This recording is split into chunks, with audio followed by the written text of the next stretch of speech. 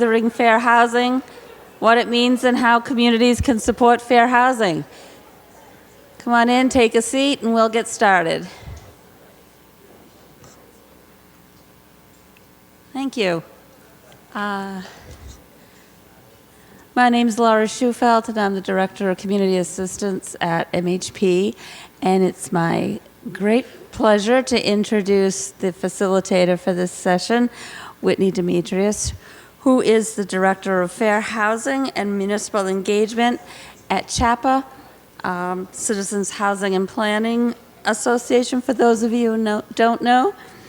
Whitney, it's again my pleasure to introduce you, and I'm just going to hand it off to you to get the ball rolling. Okay, thanks, Whitney.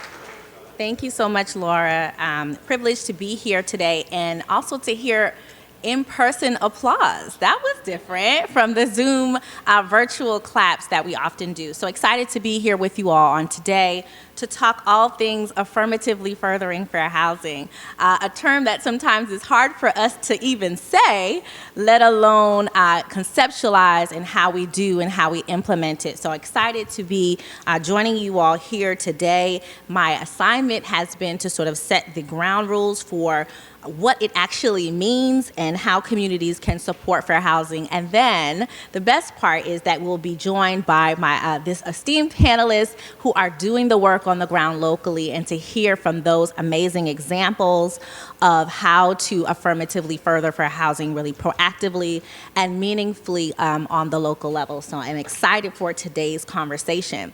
I'm also excited that this session is not before lunch, because the session right before lunch that I think Liz often says it's hard to present, right, Liz?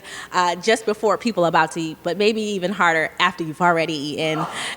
So feel free to come closer if you'd like, find yourself settled, have your water, because I hope this will be an engagement conversation for today. And I know we're competing with Amy Dane presentation, so glad that it's being recorded so that we can be able to join in learning as they have today.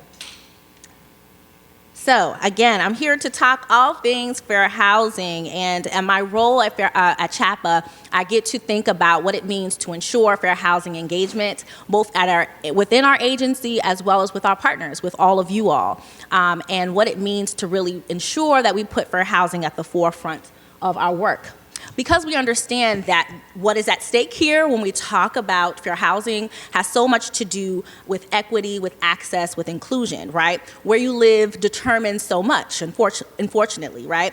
And so it's important to ensure that there's housing choice, and also to note whether or not you can afford to live in a community has so much baked into it, right? Not only can you afford to live there monetarily, but what does it mean for your experience in living in a community, and whether or not you can actually thrive in a community of your choice, right? It's built off the premise that everyone has the right to choose where they want to live in a home that is affordable, but also in a home and in a community that is free from housing discrimination, right? So we understand that where you live has so much to do with your access to health care, to education, to jobs, to healthy foods, to housing as central to that, right?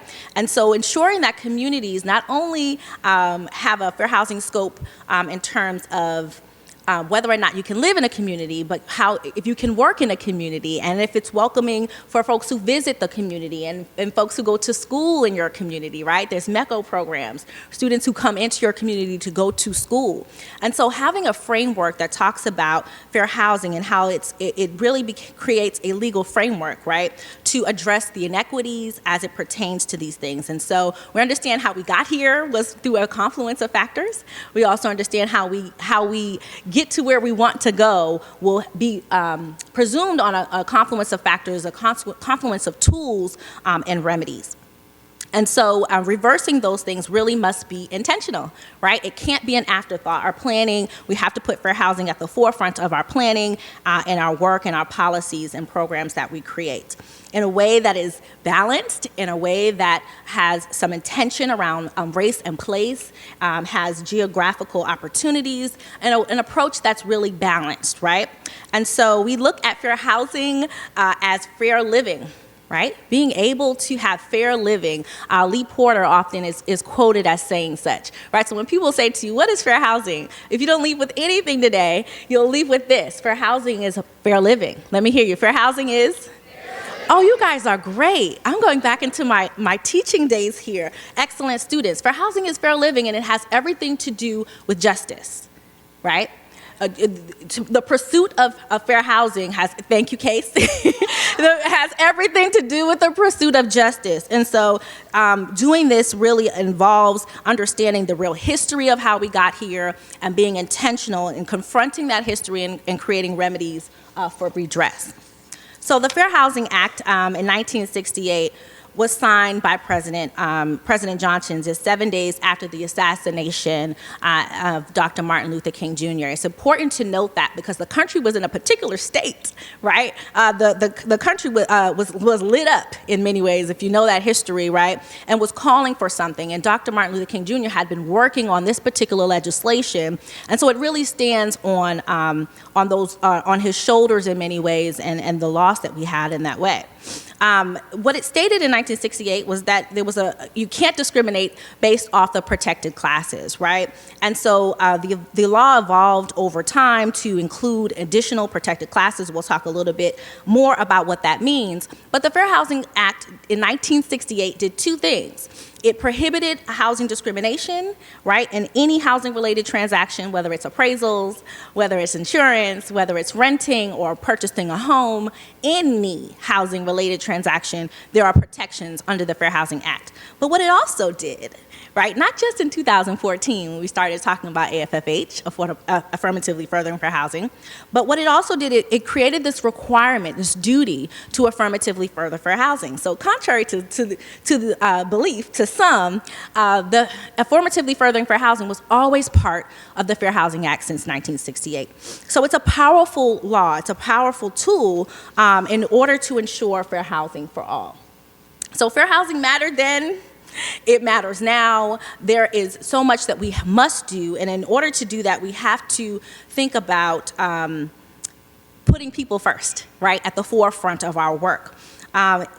Over 56 years ago, it was enacted, and basically it implied that the Fair Housing Act must go beyond you not just discriminating, right? The Fair Housing Act goes beyond just saying you can't discriminate in housing-related transactions. It also goes further to say there must be some intentionality around the work. You can't also discriminate intentionally or unintentionally, right? So there's this idea of disparate impact and how that's really baked into the law and the policy. So taking proactive, meaningful steps through policies, through programs, through procedures, right? We'll hear about those later on today, how that looks on the local level, in order to foster more inclusive communities for everyone. And so speaking of everyone, raise your hand if you are a member of a protected class. Raise your hand nice and high if you are a member. Use this as a clue if you need it.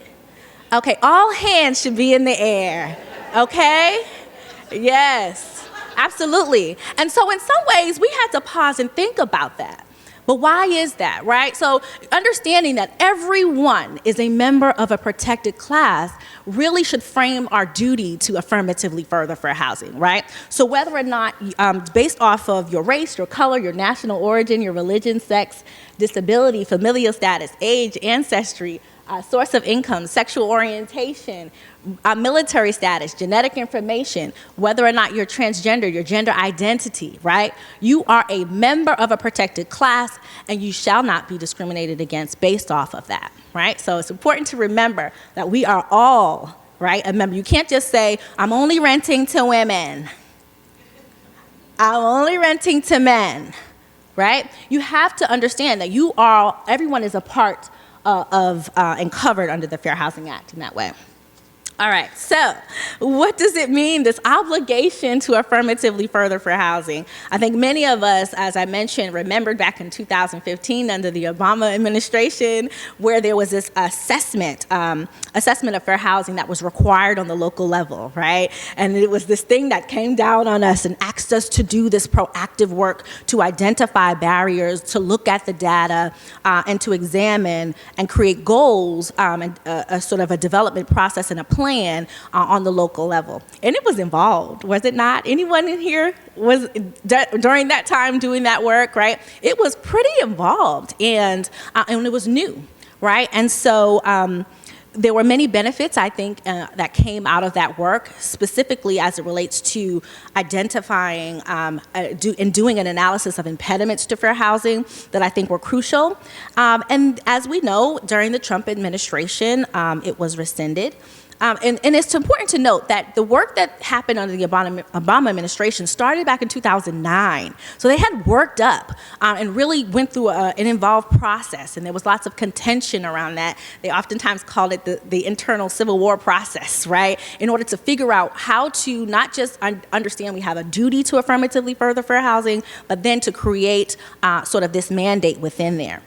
But we know it was rescinded under the Trump administration, and more recently in February of last year, there was a proposed rule presented, and so we're awaiting now the final rule under that. And so we'll wait to see what that looks like, and the idea really is to strengthen the assessment of enforcement and implementation of AFFH.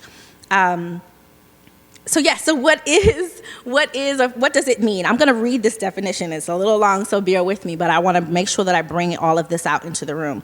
It means taking meaningful actions that, taken together, address significant disparities in housing needs and as an access to opportunity, replacing segregated living patterns with truly integrated and balanced living patterns. Remember what I said? Fair housing is fair. Oh, you guys are so good. Transforming racially or ethnically concentrated areas of poverty into areas of opportunity, and fostering and maintaining compliance with civil rights and fair housing laws. All right, so what does this look like? We understand as we work at CHAPA in our Municipal Engagement Initiative program, I'm joined by one of my colleagues here, Monica in the front, right? We're going out building affordable housing coalitions, right, in support of this work. But one of the things we know in going out into each of your communities is that every single community is unique. Much like you'll learn from the panel here today. Every community is unique, and based off of that, the solutions that they create when they do those assessments of fair housing and do an analysis is that the solutions are unique and creative. And so that's the work that you all strive to do. So oftentimes locally it's driven, fair housing outcomes are driven based off local makeup, local circumstances, local resources, right? Your local housing stock, all of those things, right? And so what is great is when you can learn what other communities are doing to affirmatively further fair housing that you can adopt and mold for yourself. So beg, borrowing, stealing is great within this work. The rule is designed to empower and to mandate community engagement. Is an essential part of being able to ensure that you are affirmatively furthering fair housing is to hear from those who are connected and directly impacted by these policies. So it requires development of local goals to proactively achieve this vision as well. And so it's important then to reckon with the living patterns and the makeup of your community and really create a comprehensive plan. All right, so I'm going to go a little bit fast because I want to spend more of our time hearing from our panelists here. What does it look like? What does it look like on the local level? It looks like land use and land use issues, right? Which we'll hear from Pam in just a moment. This idea of municipal land for affordable housing. It looks like developing fair housing reviews, policies, and practices, and we'll be hearing from Kristen and the work they've been doing in Acton in just a moment. It looks like the use of local zoning, and so we'll be hearing from Daniel from Cambridge in just a moment, right? It looks like fair housing committees locally and commissions and developing disparate impact studies and fair housing plans. It looks like prohibiting exclusionary zoning, right, Judith? It looks like promoting equal access to home ownership. It looks like developing local protected classes. So you don't just have to have the federal and the state. You can go further and create locally particular protected classes based off what you see your community facing, right? It looks like the fair allocation of creation of affordable housing and subsidized housing and preventing displacement and doing that up front and also doing an analysis to address the impacts of that. It looks like documenting the local history of housing discrimination in your community and reckoning with that and coming up with ideas around remedy and redress and so much more, right? It looks like all of the work that you all do on a day-to-day. It looks like affirmative marketing plans. It looks like making sure that your community is welcoming, right? And what does that mean? And breaking that down and doing intentional, meaningful work to make sure that when people come out to your community, they feel welcomed. So it's important to understand there is a duty to affirmatively further fair housing. Despite whether or not something was rescinded federally, there is still an obligation. It has been since 1968 and still is now. It's important to understand that we must include fair housing at the forefront of our planning. It's important to understand this need to address and analyze impediments to fair housing, to develop fair housing goals locally, to have a local infrastructure like a fair housing committee and commissions and things like that that really are intentional about putting fair housing at the forefront and not as an afterthought. And so we understand there's a larger context, right, to all of this in terms of how we started this conversation. There's so much at stake.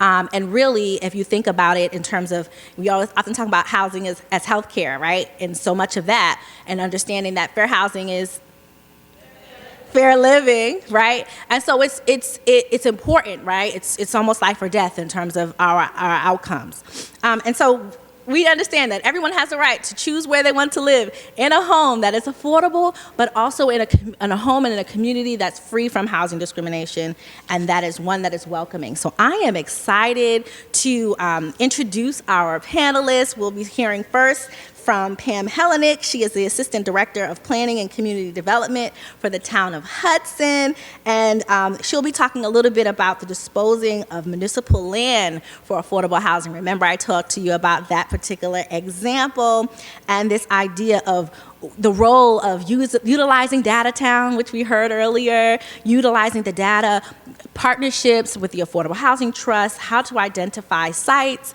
all of that good stuff, and really some great lessons learned. I'm excited for where things are in the process, and please join me in welcoming Pamela.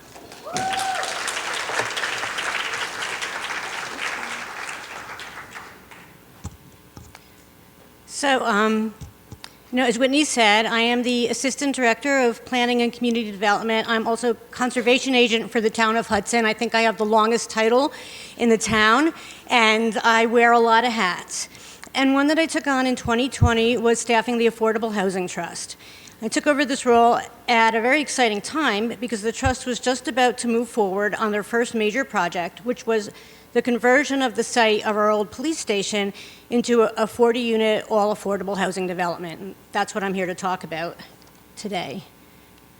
So the Hudson Municipal Affordable Housing Trust was established by a vote of town meeting in May 2006 after the town adopted the Community Preservation Act. And Hudson's Community Preservation Committee, by a vote of town meeting, transfers 10% of its annual funds to the Affordable Housing Trust Fund every year. And that way, the trust has the ability to spend the money from the fund in a timely way. In 2018, the trust had spent very little of its fund and had been accumulating and earning interest, and they were waiting for an appropriate project to arise. So the trust was very interested in investing its money into creating new affordable housing. Hudson was over the required 10%, but new development was rapidly occurring in town, housing prices were rising, and the trust saw a need for more affordable housing with deeper affordability. In addition, affordable housing stock was aging, little was available for families, and few units met modern standards of accessibility. So, repurposing town-owned property seemed an opportune way to make this happen. The trust was interested in two municipal properties. One was 155 Apsley Street, which was the site of an aging building in use as the school administration building, and the other is 62 Packard Street, the site of a vacant building that had been built as a school and repurposed as the police station until a new station was constructed in 2016. Now, we had no experience in this kind of project, so the trust applied to Mass Housing's Planning for Housing Production, or PHP program, for technical assistance in exploring options for repurposing town-owned properties as affordable housing. They were awarded the grant in 2018, and Mass Housing selected E3 Development, which is a real estate development and advisory firm with expertise in affordable housing, to provide consulting services to the town. And E3 Development worked closely with the Affordable Housing Trust to review data on the town's housing needs, interview local stakeholders, and prepare financial and site development feasibility analyses for the two sites. And yeah. So, sorry, I think, yeah, sorry about that. Okay, it was determined that both sites had good potential for affordable housing, but the town determined it was not ready to move the school administration staff, so 155 Apsley was taken off the table, making the decision easy. 62 Packard Street was our only viable option. The site's just under 2 acres in a residential neighborhood of mostly single-family houses. Public water and sewer, as well as electricity and gas, are available. The trust then asked the select board to appoint an ad hoc Packard Street Reuse Committee, which was comprised of leadership from the Affordable Housing Trust, a member of the Housing Authority, and residents of the Packard Street neighborhood. The group met with the E3 consultant a number of times to discuss the impact of affordable housing on the neighborhood, site design alternatives, and guidelines for a future developer with respect to building, siting, and scale, buffering and landscaping, architectural design, and parking. The group, in particular the neighborhood participants, were concerned with impacts on property values, overflow parking on the street, impact on local schools, all the typical things, visual appeal, and buffering. But E3 Development worked with the group to address these concerns and to craft development guidelines together. The Reuse Committee considered a number of options for site design, including one large apartment building, multiple townhouse-style buildings, and a combination of both. The varying options had different visual appeals, costs, accessibility, and unit sizes. And the committee agreed that they wanted multiple buildings with varied massing along the street to create a residential feel. But what was really great is that by this time, the Packard Street neighbors felt invested in the affordable housing project. They appreciated being part of the design process, and they were very supportive of the project. They wanted to see the old vacant building demolished and the vacant lot, which was sometimes used for undesirable activities, in productive use. So I took over staffing the Affordable Housing Trust, and with it, the Packard Street project, just as the Reuse Committee was finalizing their recommendations into a set of development guidelines. They wanted approximately 40 units, which is necessary for cost efficiency and operations, and most importantly, to acquire the needed funding. They specified a mix of unit sizes. They prioritized accessibility, since research had indicated a lack of accessible affordable housing in Hudson. And they wanted open space for the residents. They stressed the need for a sufficient parking ratio. That was a big concern. They stipulated their preference for multiple smaller buildings with varied massing along the street, and they limited building height to 3 stories with a preference for pitched roofs. And they specified setbacks and buffering to mitigate the impact on neighbors. And the trust was aware that rents for affordable units in 40B projects are often out of reach for many renters. And this is a particular problem in Hudson, which is included in the Boston metropolitan area, although its rental history is more reflective of the Worcester or Fitchburg area. And 80% of Boston area income isn't much lower than the average household income in Hudson. Therefore, the trust wanted to create deeper affordability, with a maximum of any unit restricted to households owning 60% or less of area median income, or AMI, rather than 80%, which is required by the 40B program. So to maximize efficiency, we then went to town meeting in the fall of 2020 and requested that ownership of the 62 Packard Street project be transferred to the Affordable Housing Trust for the development of affordable housing. We had a public forum to discuss the reasons that the project was important, dispel concerns about impacts on property values and on the schools, and answer any questions people might have. And neighbors from the reuse committee spoke enthusiastically about the project, and town meeting voted overwhelmingly in favor of the transfer. We were then ready to craft our RFP for an affordable housing developer.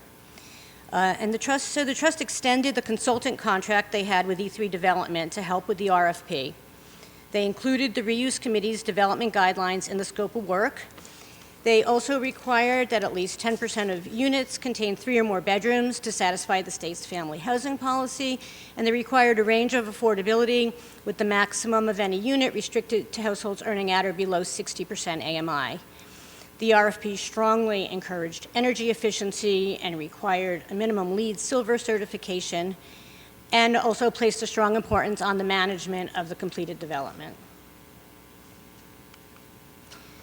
We received 4 proposals in response to the RFP, and the trust selected Metro West Collaborative Development, or MWCD, a private nonprofit corporation which focuses on affordable housing in the Metro West communities as their developer. MWCD's proposal met all the requirements of the reuse committee and featured 3 3-unit townhouses along the street with a larger community apartment building behind. There were 40 units with a mix of 1, 2, and 3-bedroom apartments, and affordability was set at a mix of 60% AMI and 30% AMI. The apartment building included a community room and access to a patio and open space. Proposed funding included federal and state tax credits, loans, subsidies, and the land donation and additional funding from the Affordable Housing Trust. Mass Housing supported the project with a $63,000 grant for preliminary work, including survey, 21E Phase 1 and 2, construction and demolition documents, and other soft costs. MWCD set an ambitious schedule and stuck to it. They quickly met with the town department heads, the Affordable Housing Trust, and the Select Board, and submitted a project eligibility letter to EOHLC. The trust and MWCD signed an option to purchase agreement. The purchase was for $1 on the property, and then began work to finalize a land disposition agreement, which was signed by both parties in December of 2021. MWCD was partnered with Davis Architects, who finalized the site design, and Meet the Developer open houses were held for neighbors and other interested residents. In response to neighborhood concerns about parking, the site design was revised to increase parking from 40 spots to 56 spots. When the design was finalized and reviewed by department heads, the next step was to apply for a comprehensive permit from the ZBA. Members of the Affordable Housing Trust and the Packard Street neighborhood attended ZBA meetings to speak in favor of the project, and the comprehensive permit was issued in December of 2021 in time for MWCD to submit their first funding application to EOHLC in January of 2022. And we did not expect to receive funding after only 1 application cycle, so we were disappointed but not surprised when we didn't. However, probably at least in part due to the town and community support for the project, including the donation of municipal land and the funding provided by the Affordable Housing Trust, EOHLC invited the project to reapply in a mini round in June. Mini round decisions were announced in December of 2022, and we were very excited to learn we'd receive funding. The final project design included 40 units with a mix of 1, 2, and 3-bedroom units, 56 parking spots. The trust felt strongly their project should give preference to Hudson residents, as Hudson seniors living on a fixed income are having increased difficulty staying in the town, and young renters are struggling to stay in the town as their families start to grow. We applied to EOHLC for approval for the maximum allowed local preference of 70%, which we were granted.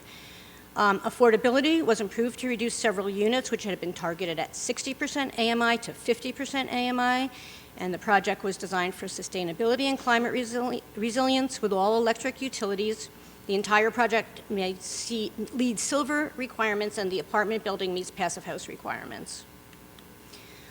Our next milestone was the closing, and we began working towards the goal of closing before the end of August 2023, when pricing guarantees would expire.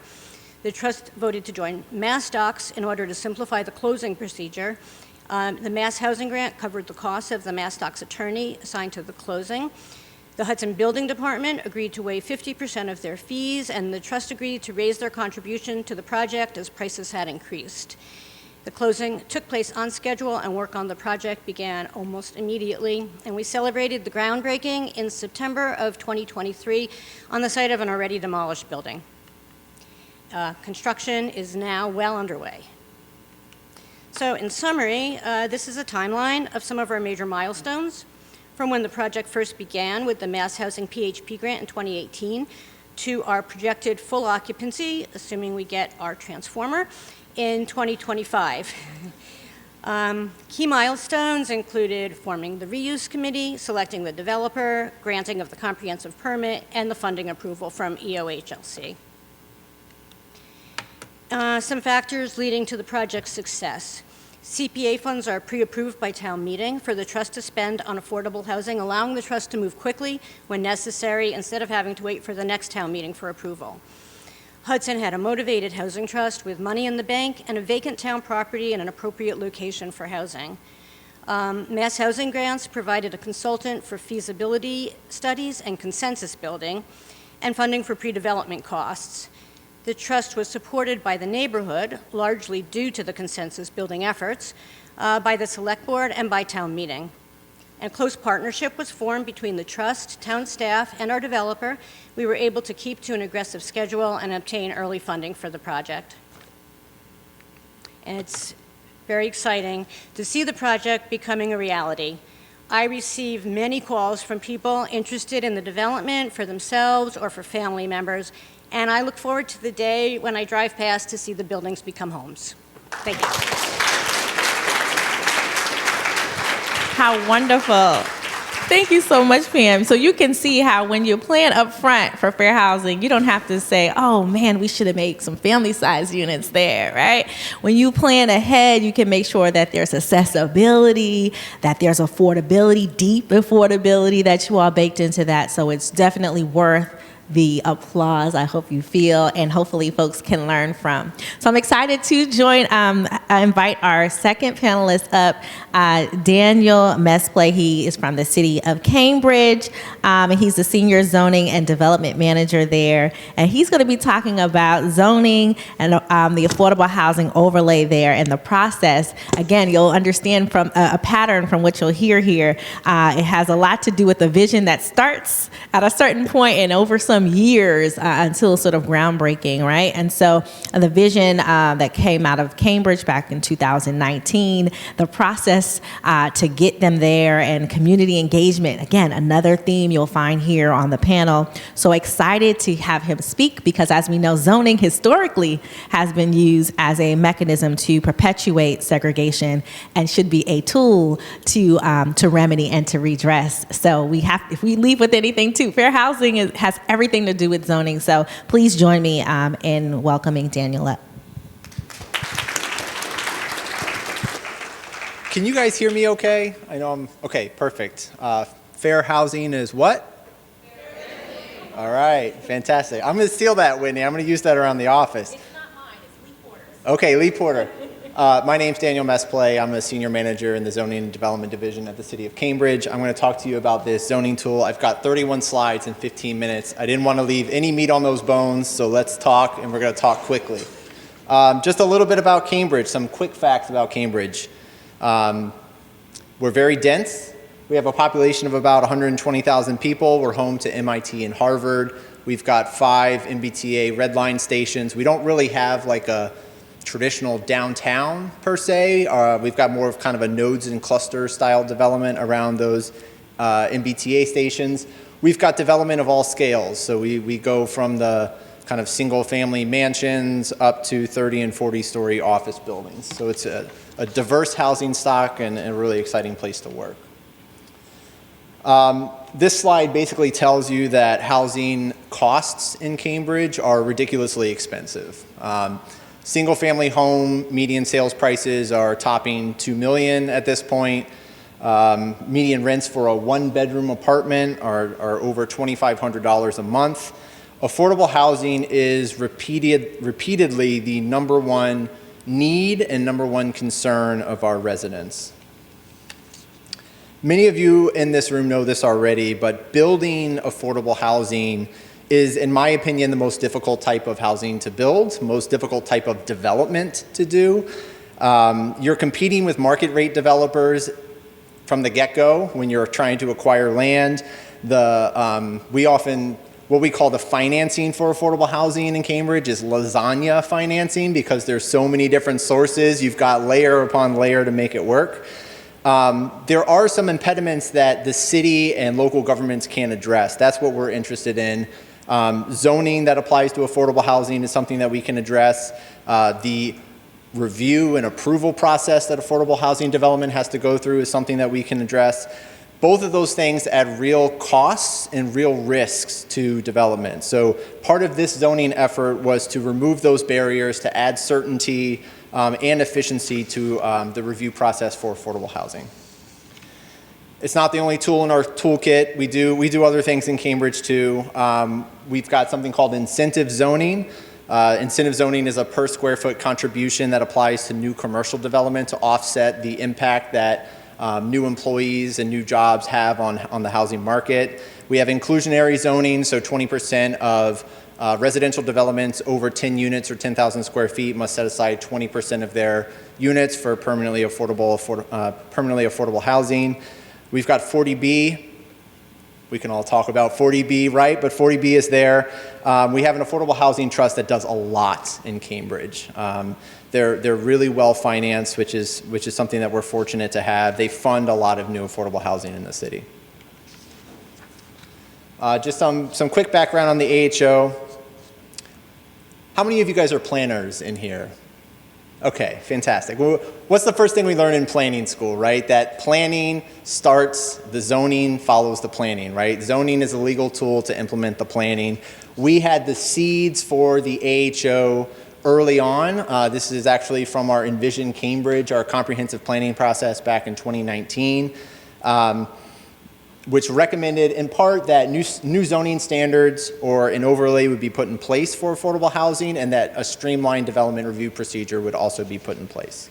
So we had that background.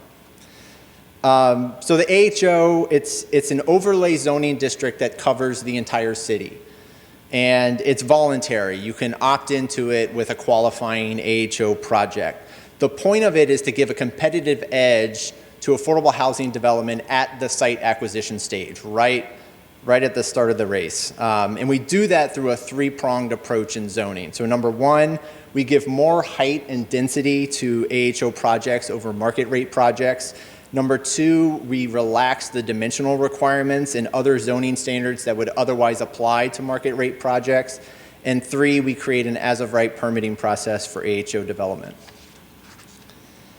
We don't need to linger on this, but there was a huge community process that led to this zoning. It actually failed the first time it came to council, and then it was adopted in 2020. It was updated last year, which we'll also talk about. All this to say, it didn't happen overnight. All right, I'm a zoning nerd. I'm gonna kind of nerd out on the zoning a little bit, but I think you'll find this interesting. So Cambridge has a traditional or Euclidean style zoning system. That means that we separate the city into different classes of districts. So we've got business districts, office districts, residential districts, et cetera. You can do different things in the different districts. So both in terms of use, so how the buildings and land can be developed and used, but also in terms of the scale of development. Most districts in the city already permit multifamily housing, but we still have some districts in the city that only permit 1 and 2 family dwellings. How much longer remains to be seen, hopefully not long. Cambridge zoning came about in 1924. It's actually our centennial of zoning. It's a notoriously complicated piece of regulation. We've got a 10 square mile city, roughly. We've got, I think, close to 70 zoning districts in that 10 square miles. Our zoning code is over 600 pages. It's absolutely ridiculous. We have base districts, overlay districts, special districts, plan unit development districts, all of them sort of intertwine and overlap and make things really difficult to build. Most of what's already built in the city doesn't conform to our zoning standards. So that results in a lot of development that usually needs to get some form of zoning relief, either a special permit or a variance, in order for it to go forward. I mentioned this before, but the AHO, it's an overlay district that you opt into it. So the idea is you have a clear set of design-based requirements that you have to meet. If you meet all of them, the project proceeds as of right. So that means there's no yay or nay vote, at a board or commission before you can go get a building permit.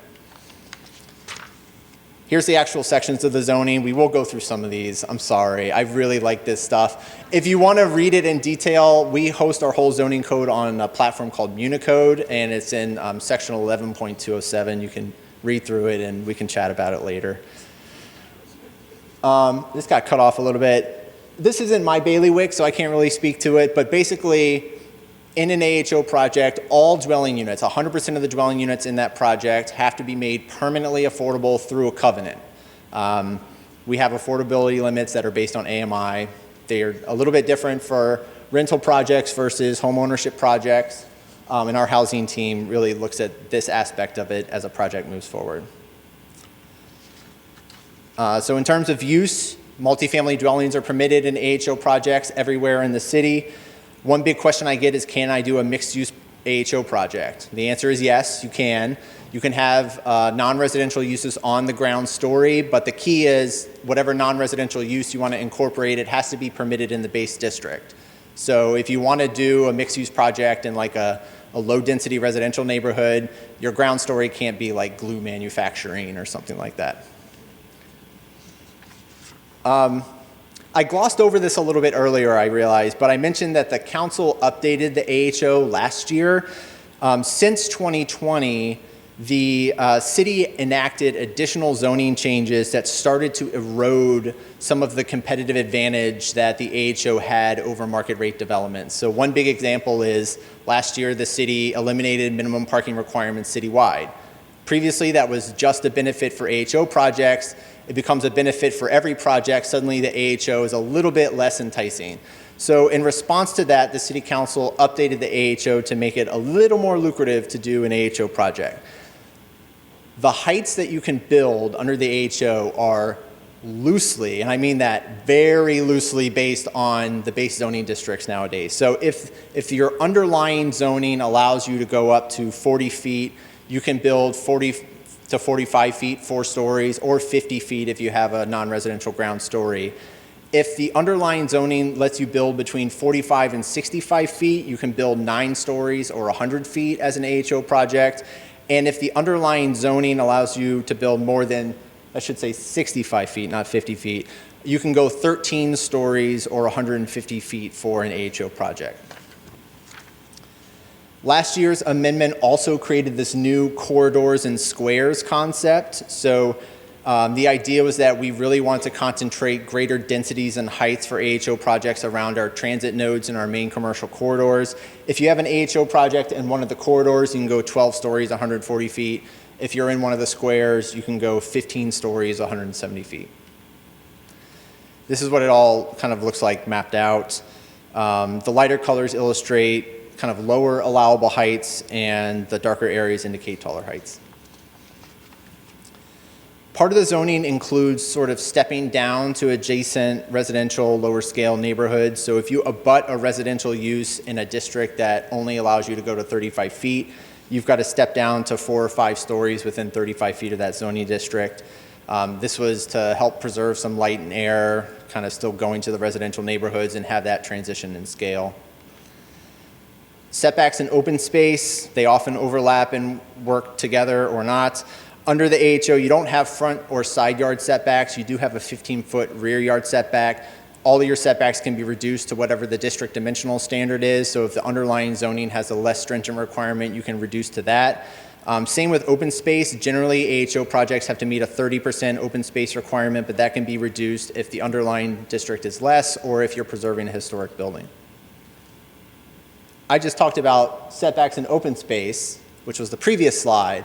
This is the parking slide. Sorry about that. No minimum off-street parking. If you do end up providing less than 0.4 spaces per dwelling unit, there's what we call transportation demand management measures that kick in, TDM for short. So you have to do things like provide subsidized transit passes to your residents, give them what we have a Blue Bikes system, bike share membership. You have to provide real-time transit information to your residents and stuff like that. The 0.4, it didn't come out of nowhere. Again, this slide's cut off, so I'm a little sorry. It was actually based on what's the real utilization data we have for parking for affordable housing developments across the city. Building and site design standards. So the AHO functions a bit like a form-based overlay code. So there's a bunch of design requirements that an AHO project has to meet that deal with like where your building entrances are. If you have a long facade, you've got to break it up and articulate your massing a little bit more. If you have a ground story that's a commercial use, the floor-to-floor height has to be a little bit taller. You've got to like hide your mechanicals and your trash and stuff like that. One big concern when the process was kind of going through review was that this is going to make every historic building go away because someone's going to come in and they're going to want to just wipe it out.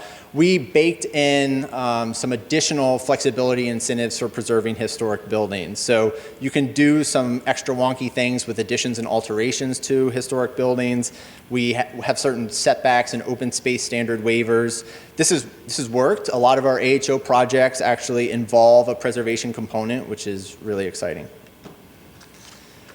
AHO projects still have to meet our green building requirements and our climate resilient zoning requirements.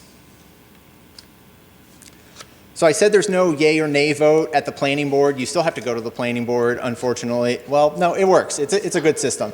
But it's for feedback. You're getting input on your project as it moves forward. So actually, before you file an application, you have to meet with the neighborhood twice. You have to notify abutters and abutters to abutters within 300 feet of your project. You submit your application to the city. You go to the planning board for a design review consultation. So it's a public hearing. City staff writes a memo to the planning board about the project. Public can speak. Planning board members can give feedback. You take all that advice back. You work up a revised design. You come back to the planning board for a second hearing. And then we issue a report that goes to the developer, it goes to the Affordable Housing Trust, and it goes to the Commissioner of Buildings. We have a separate thing that talks about stuff that zoning can't really talk about, so it's a separate guiding document that helps make these projects really great. Credit to our urban design team to put this together. It includes stuff like open space amenities and materials and color and stuff that really doesn't belong in zoning. All right, so what's happened since 2020? We have 5 approved projects under construction. 2 are currently going through review right now. We've seen projects of sort of all geography in Cambridge, so things are happening in all different kinds of zoning districts and built contexts, which is exciting. At any given time, we have like 10 or 15 sites that are under active discussion, which is really exciting. This morning, I was in a meeting talking about a potential site that would be the home of a potential high-rise mass timber project, which got me really jazzed up before I came here.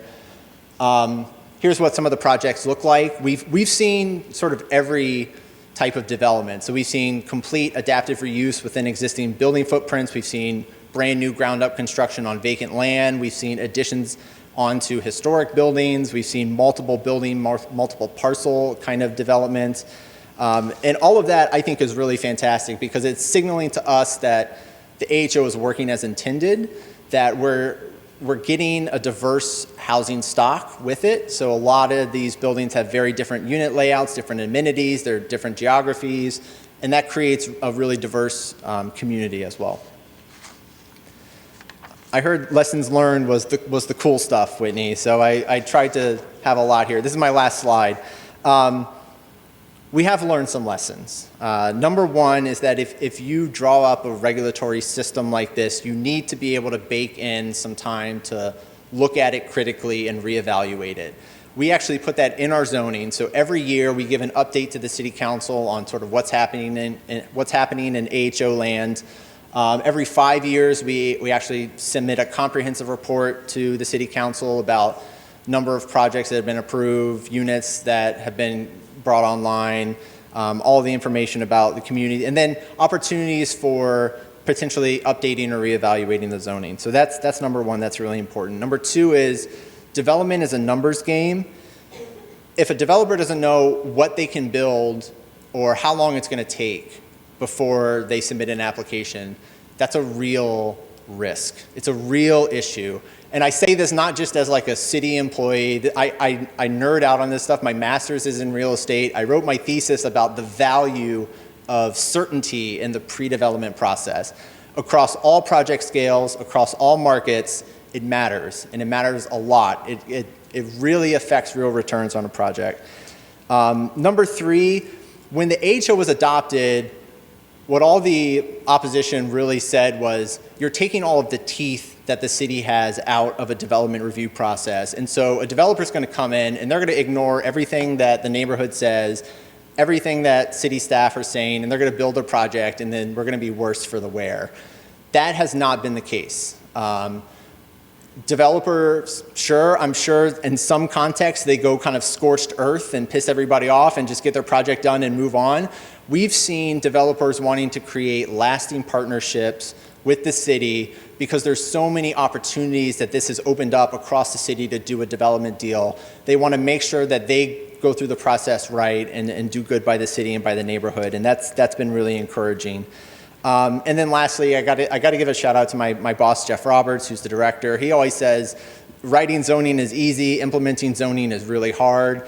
That's absolutely true. Building out all of the application systems, getting your staff trained, getting the planning board trained on how this works, walking applicants through the process so that it's efficient and effective for someone who's coming in to file an application, that takes an immense amount of work.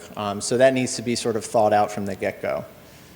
And that's all I got. Thank you. Thank you. So good, right? So you saw today, you could see zoning is fair housing, right? And land use, public land for public good is fair housing. And now we're going to hear from Kristen Guchert. She is from the town of Acton. She's the planning director there. She'll be talking about reviewing policies and zoning from a fair housing lens, right? And how to plan for fair housing upfront through those policies, practices and programs, and in sort of creating an internal process and review process in doing so. So please join me in welcoming her up. We're really excited to hear from her and how they got it done through partnership, through community engagement, lots of intersectionality that we'll hear from today. Thanks, Kristen. Great, thank you, Whitney. And I just want to thank MHP. They have been so supportive for the town of Acton. And I think every year that I've left, I've taken something away and some new ideas and felt very invigorated and inspired. So I just wanted to say thank you. And today I'm going to share Acton's new process that we've created to affirmatively further fair housing. And I want to start by asking how many people in the room are from communities that have town meeting form of government? Okay, so a pretty good amount. That's how Acton operates its government. So most of what I'll be talking about is in that style, but I'm sure, well, hopefully it will translate. So about 2 years ago, we incorporated a new formal process to review draft zoning articles for fair housing, and to make sure that moving forward, any zoning articles put forth by the community were well vetted to avoid potential disparate impact. So we took relatively simple steps to move this idea forward. We first brought that idea to our Regional Housing Services Office led by Liz Rust, who's here. And she advised us that we should really consult with a fair housing or a civil rights attorney, which we did. And then we brought that idea to our town manager early in our budget process. that made it sound really simple, but I'll go into the details. So these two individuals here are from Klein Horning, the two attorneys that we worked with. But breaking down this process, it really took 3 steps to implement.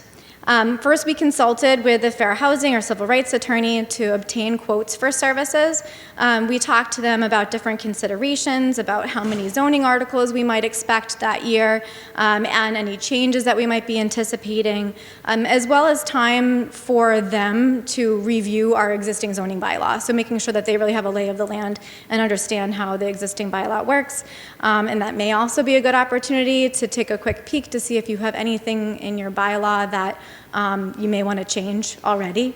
Granted, a lot of it may already be things like definition of family, right? Little things like that might be easy changes that may be able to take a look at. But we were primarily using this as a process on new articles, but we did think about that too. Then we advocated internally for additional funds in our professional services line item of our operating budget for our department. And when we advocated for that, we made sure to be very specific about the goals that we pointed to from the community, so different planning documents, and our housing production plan, our comprehensive community plan, as well as goals that the select board had set forth. So Acton, as I mentioned, has an open town meeting form of government, and the one thing you cannot always predict is citizens' petitions. And it always keeps us on our toes. So it's a good idea to include some additional hours in your budget in case unexpected articles arise. And if an article is a non-binding resolution, I'm not sure if other communities get these, but we tend to get a lot some years. But maybe that has an effect on housing or fair housing, I would suggest still obtaining a review or an internal memo at least from the fair housing attorney that you can share with your planning board or select board. And given non-binding resolutions don't necessarily have a formal process, like they don't have to go to the zoning public hearing, there's no really formal information or way to get that information out. But if town meeting does vote favorably for something that was found to potentially cause disparate impact, that memo can then help your select board decide, or in their decision-making process, on whether to pursue that particular action or that petition.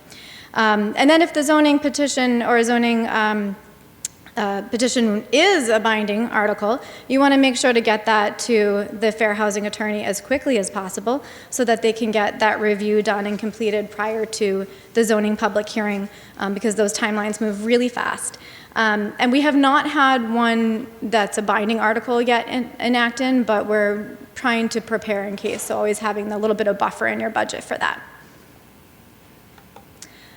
Our review process for larger rezoning efforts, for example, area plans, MBTA zoning, it really starts out with an initial conversation with the fair housing attorney, talking about the scope of the upcoming zoning project, so they have a baseline understanding of timeline and the area that you're looking at. And I would do that really early in the process before you even begin your public engagement. That's a great time to also talk about when you want to have check-in points with them. And then having a mid-project check-in to discuss any issue you might see arising as staff that you may want to highlight to them to get that additional feedback in the process. And then having a formal mid-project review as that community feedback and draft recommendations start to emerge, and then making sure to do that prior to releasing your final recommendations to the community. And then once the final recommendations are released, requesting a final review and formal memo from the fair housing attorney that you would then want to bring to your public hearing for the zoning articles. So I'm going to give an example of how this played out because this year we were able to really utilize this tool, and it affected how we proposed the MBTA Community Overlay District in Acton, and it changed it from what it was originally proposed. So Acton worked with MAPC on a 2-year, very robust outreach and engagement effort to update our South Acton area plan, and at the same time evaluating how Acton could comply with the MBTA Communities Law, because Acton's commuter rail station is in the heart of South Acton, so we wanted to make sure we were doing that as an iterative process. Acton's approach was to create two, well, it ended up being three, but different overlay districts. One location that started to emerge as a location that community members were interested in was a group of parcels consisting of an old, very old apartment complex that was in a single-family residential zone, and then another vacant site adjacent to that apartment complex. Now, the only issue was that the old apartment complex has the lowest market rate rents in town, leasing at about 50% area median income naturally due to the nature of the units. And the vacant land adjacent to it was owned by W.R. Grace, which sits just north of the W.R. Grace Superfund site. So after consultation with our fair housing attorney, they found that by including these locations, Acton may be vulnerable to the perception that is proposing to site its densest multifamily housing in areas that are disproportionately affected by environmental nuisances, or that already contained or were slated to contain the town's existing pockets of affordable housing, thereby failing to foster socioeconomic integration in other neighborhoods. This led us to recommend removing the parcels and instead expanding the other overlay district areas.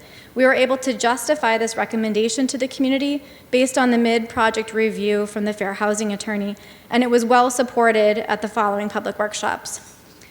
And our final review and findings, after finalizing the recommendations and receiving public feedback from the community, we sent those final recommendations to our fair housing attorney to review and provide a formal memo for the zoning public hearing. And we were happy that that process led to the findings that the MBTA overlay district and South Acton Village District zoning does not have disparate impact on protected classes, does promote integration and combats segregation of protected classes, and does increase access to opportunity areas. So a few key takeaways at the end that I wanted to mention was this unexpected benefit. The process really led to greater awareness about fair housing and disparate impact, and some community members were not aware of that. So it started to bring to light this discussion in Acton a little bit more deeply. And then one thing I think that really made this process work was having those pivotal, those check-ins at those pivotal points in the project. So rather than waiting to the very end to get your review, making sure that if you have a red flag, like in your brain going off, like this area, there's something about it that just doesn't feel right, or there's something here I need to check in with, to make sure to do that. And then make sure to evaluate your budget every year, as their costs may increase and your department's yearly work plan may fluctuate depending on how many articles you expect, or if you're starting to notice a coalition of individuals in the community that are trying to bring forward an article that you think may disproportionately affect members of the community. And then public engagement is essential, making sure to share the findings and making sure that it's accessible to the community in different ways, and making sure to share information about fair housing in general. And that's it.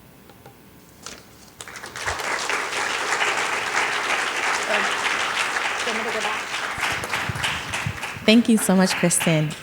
So as you can see, right, planning ahead for fair housing means thinking about municipal land for public good, thinking about zoning as a remedy for fair housing, and thinking about creating not just a review plan and process in place, but as Kristen mentioned, budgeting ahead for fair housing, creating line items at the forefront so that you can do these creative things. So again, thank you all so much. We're going to go into Q&A at this time. I have a few questions I've posed, but if someone has a question now, we can make sure we get a mic to you in just a moment. And I'll pose these first questions and then open it up, okay? All right, so the first question is for you, Pam. What advice would you give to other communities who are interested in the disposing of municipal land for affordable housing? So I know many of folks are thinking about maybe doing that. What would be some advice you would give? Well, I think something we did really well on was the public engagement part of it. We involved the neighborhood. We got a lot of buy-in from the neighborhood. We had public forums. We had open houses. This made a huge difference when we went to town meeting, and nobody really was against the project, spoke out against the project. One thing that we probably should have done better is we kind of, I guess, assumed that our ZBA was aware of all the things because we were just, having, and then when we got to the ZBA for the comprehensive permit, they really weren't. So we should have brought them into the process sooner. We should have made them much more familiar with the project. And we also should have had a more thorough peer review of the project at that time. We were so excited. We wanted to meet our deadlines and get our funding request in. But then once construction started, we have been having some problems with stormwater and flooding that probably could have been avoided if we had done a more thorough job at the time of the comprehensive permit application. Thanks. I see lots of nodding and things, folks taking note to things you mentioned. Educating and bringing folks along in the beginning and in community engagement, I think are key. So thank you for that, Pam. So for communities who don't have so much land at their disposal, like a Cambridge, a question for you, Daniel. Do you see Cambridge's affordable housing overlay as a model that could be used in other smaller towns? We don't want to do 15-story buildings in every community. What's the issue? Short, I think definitely. And at its core, the AHO, I said it does two things, right? It allows an as-of-right permitting path for affordable housing, and it allows some extra density and height over market rate developments. Beyond that, it's really up to an individual community and their needs and desires what actual shape the overlay can take. It doesn't have to be a citywide overlay. Maybe that you just have a downtown or an area that's sort of ripe for affordable housing development. Maybe setbacks are really important to you as a community, so that's something that you would want to focus on in the AHO. Beyond, what suite of requirements you apply to your AHO, that depends on your community and your community's desires and the values that you bring. But other than that, yeah. Each community is unique, right? And can get creative. And certainly, I know if you have questions, Daniel will geek out with you and you guys can talk all things zoning, right? So lastly, Kristen, before I open it up, a question for you. And I'm excited to, have you up here on the panel because MEI you were one of our first communities in the Municipal Engagement Initiative program that we work with. Dana Lewinter in the back, who's now of MHP, was formerly my partner in crime out there doing that work. So it's exciting to see the work and how you all, what you guys are up to now. So Acton's model of reviewing the policies and programs for fair housing violations is really forward thinking, right? I think many of us, we are excited to hear creatively how you've utilized the experts and created this review process. But the question is, similarly to the Regional Housing Services Office model, where certain housing services are provided across communities, could this be a practice that is eventually regionalized, do you think? So I would like to see this process become part of law. I think that every community should do this, but I do know that financial budgets are very different from one community to the next. Even in our Regional Housing Services Office, Acton has, is in a position that it's not as big of a lift to ask as some other communities may have. So I think pooling together and maybe looking at our Regional Housing Services Office as a way to tap into those shared resources might be a way to help those communities that might have a more difficult time, again, increasing that budget. Like most of our budget is pencils and staff, So when we do ask for a little bit of an increase, it looks really large, but we're able to still move it forward. But other communities might have a difficult time, but I think it's a great thing to explore. Thanks, Kristen. I agree.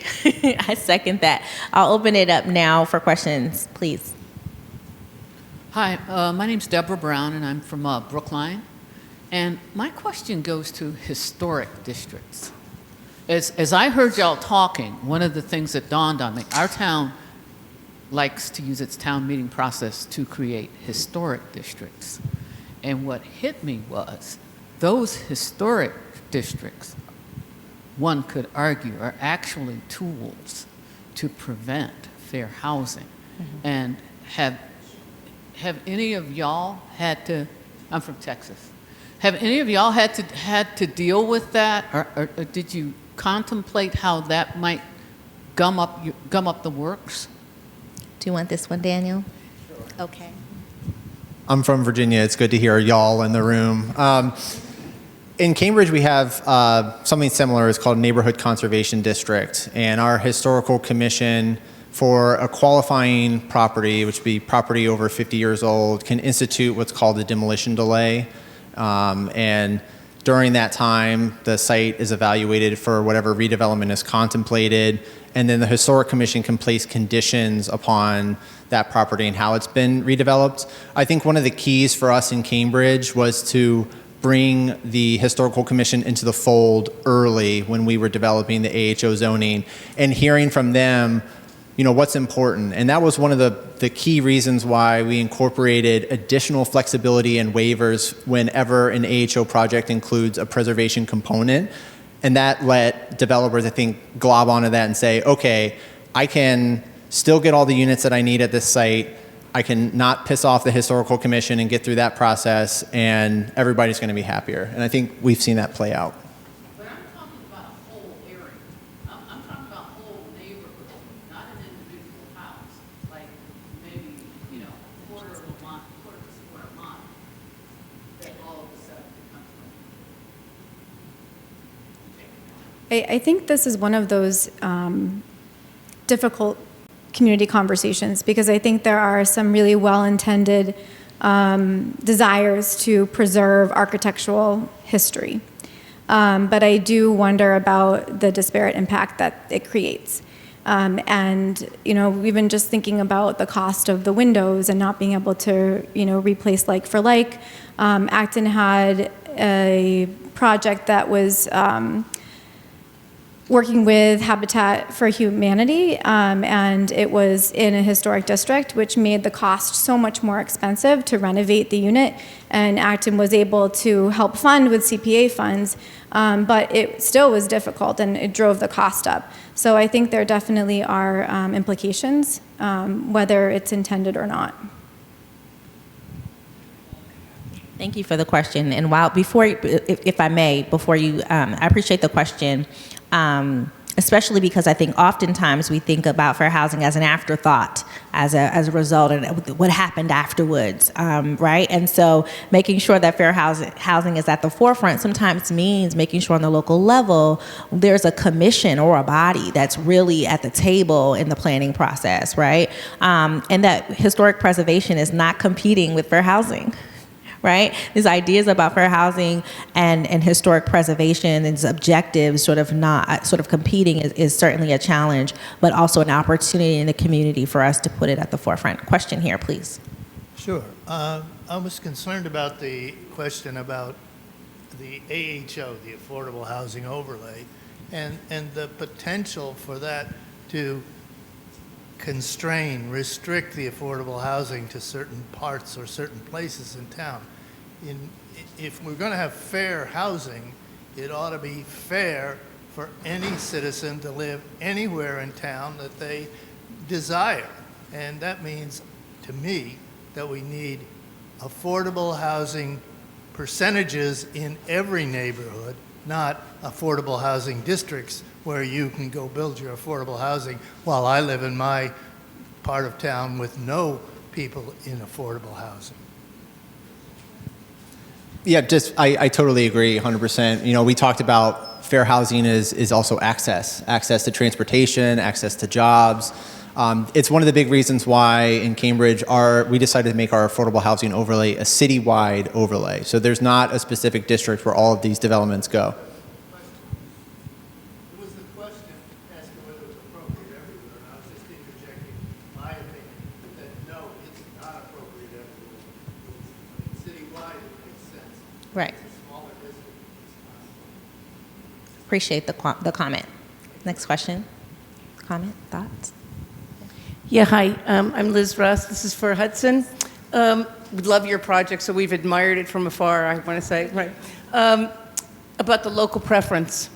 So I see that you had the 70% local preference, and I just wondered whether you had conversations in the city about having a lower percentage or not? Just in the context of this fair housing discussion here. There was, from the very beginning, there was a lot of pressure to make the local preference.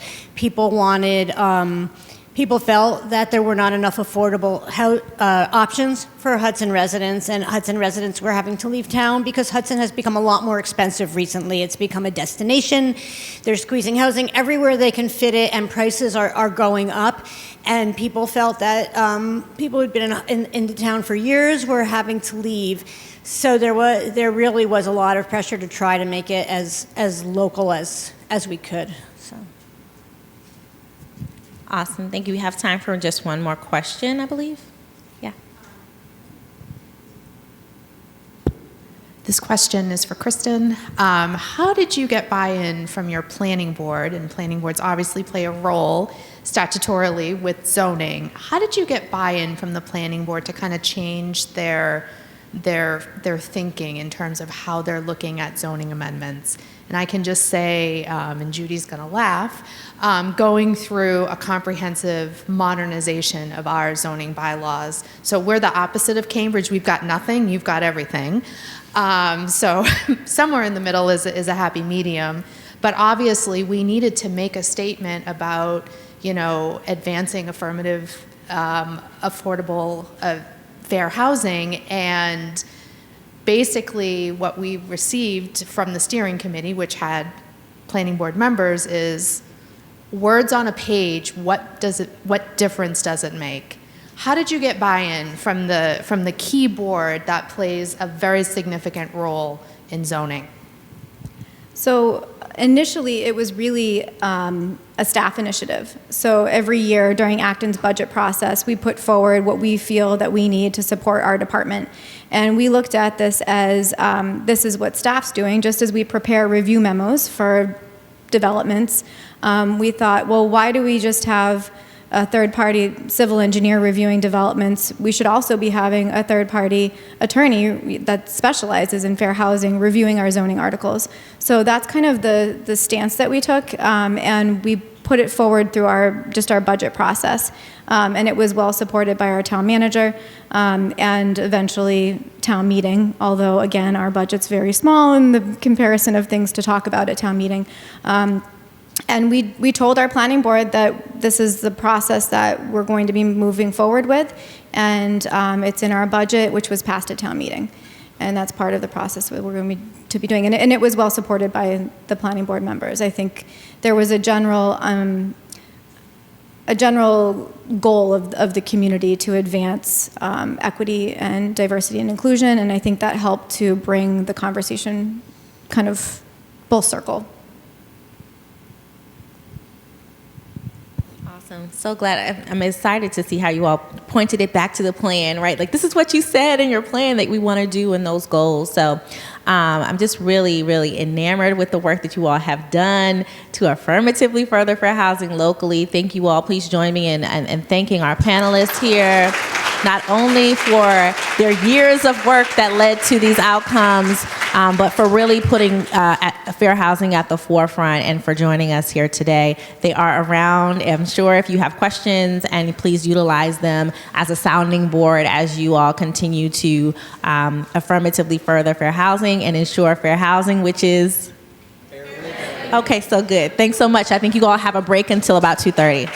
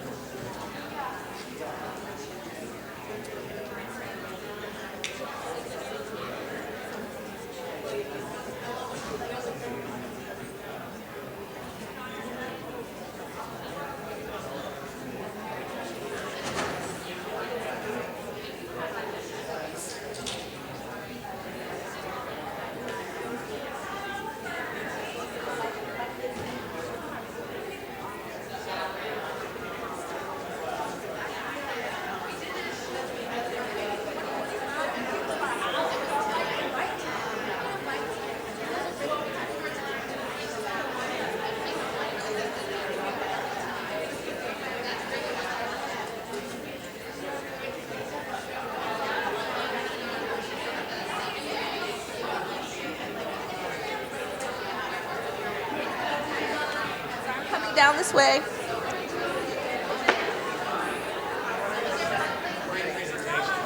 That's a great presentation. I looked at buying my first house in Hudson a good couple of years ago. It's a beautiful place. I just couldn't pick it up bid when somebody else gave it to me.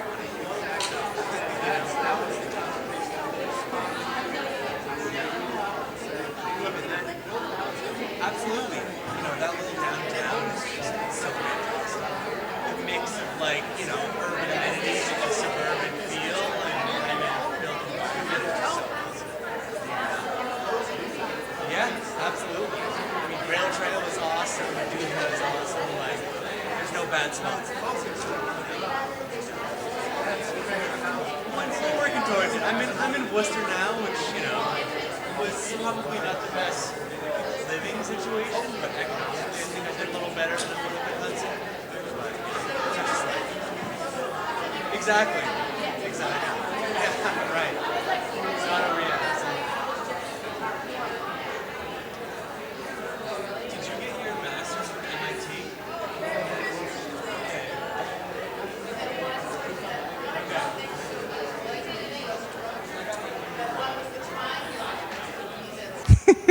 All right, we have arrived at our last sessions of the day and our last sessions of the Housing Institute. So thank you all so much for sticking with us. This has been a great 2 days and it's gonna continue with these last ones. I'm not gonna say we saved the best for last because they're all great, but I will say these are pretty good.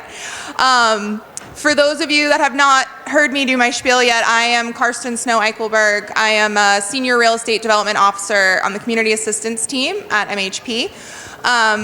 I am so excited to introduce our panel today. And before I do that, I want to remind everyone we will be doing a quick wrap-up back here in this room afterwards. So pop back in here after the session. Well, you guys can stay put. They need to pop back in here after the session, and Dana will be doing a wrap-up of our 17th Annual Housing Institute. But like I said, I'm so excited to introduce our panel today to discuss the intersection of new housing development, water resources, and sewer infrastructure. And I think especially in light of all the conversations we've been having, and especially in light of so many communities navigating new MBTA communities regulations, we are learning that housing development and growth does not have to come at the expense of our resources, and municipalities don't have to face infrastructure challenges alone as we look to address our housing shortage. And we are so fortunate today to have 3 panelists to talk about these issues. We have Erin Bonnie Casey, who is the Resiliency Program Director for the Ipswich River Watershed Association. We have Joe Pesnola, who's Director of Engineering for Hancock Associates. And we have Corey Fellows, who is Vice President of Real Estate Development for Preservation of Affordable Housing. So with that, please welcome our panelists, and I will pass it off to Erin. Hi everyone, good afternoon. I hope you all are excited to learn about water neutral growth and resiliency of our water supplies. I'm Erin. I'm going to start by explaining kind of who I am and what my perspective is, because it's probably a little different from many of the people in this room when we talk about water resources and development. So the Ipswich River Watershed Association is a group of citizens, scientists, businesses, communities concerned about the health of the Ipswich River and its watershed. Our mission is to protect nature and make sure there is enough clean, safe, reliable water for people and wildlife. So the Ipswich River, for those of you who aren't familiar, is up on the North Shore of Massachusetts. Our watershed encompasses all or part of 21 communities, and for those of you who want a reminder of 5th grade science class, a watershed is an area of land across which all of the water in that area drains to the same place. So in the case of the Ipswich River watershed, all of our water eventually goes to the Ipswich River and then out to the ocean down by Crane Beach in Ipswich, if any of you have been to Crane Beach. There are watersheds across the state. In fact, anywhere you are on Earth, you are in a watershed.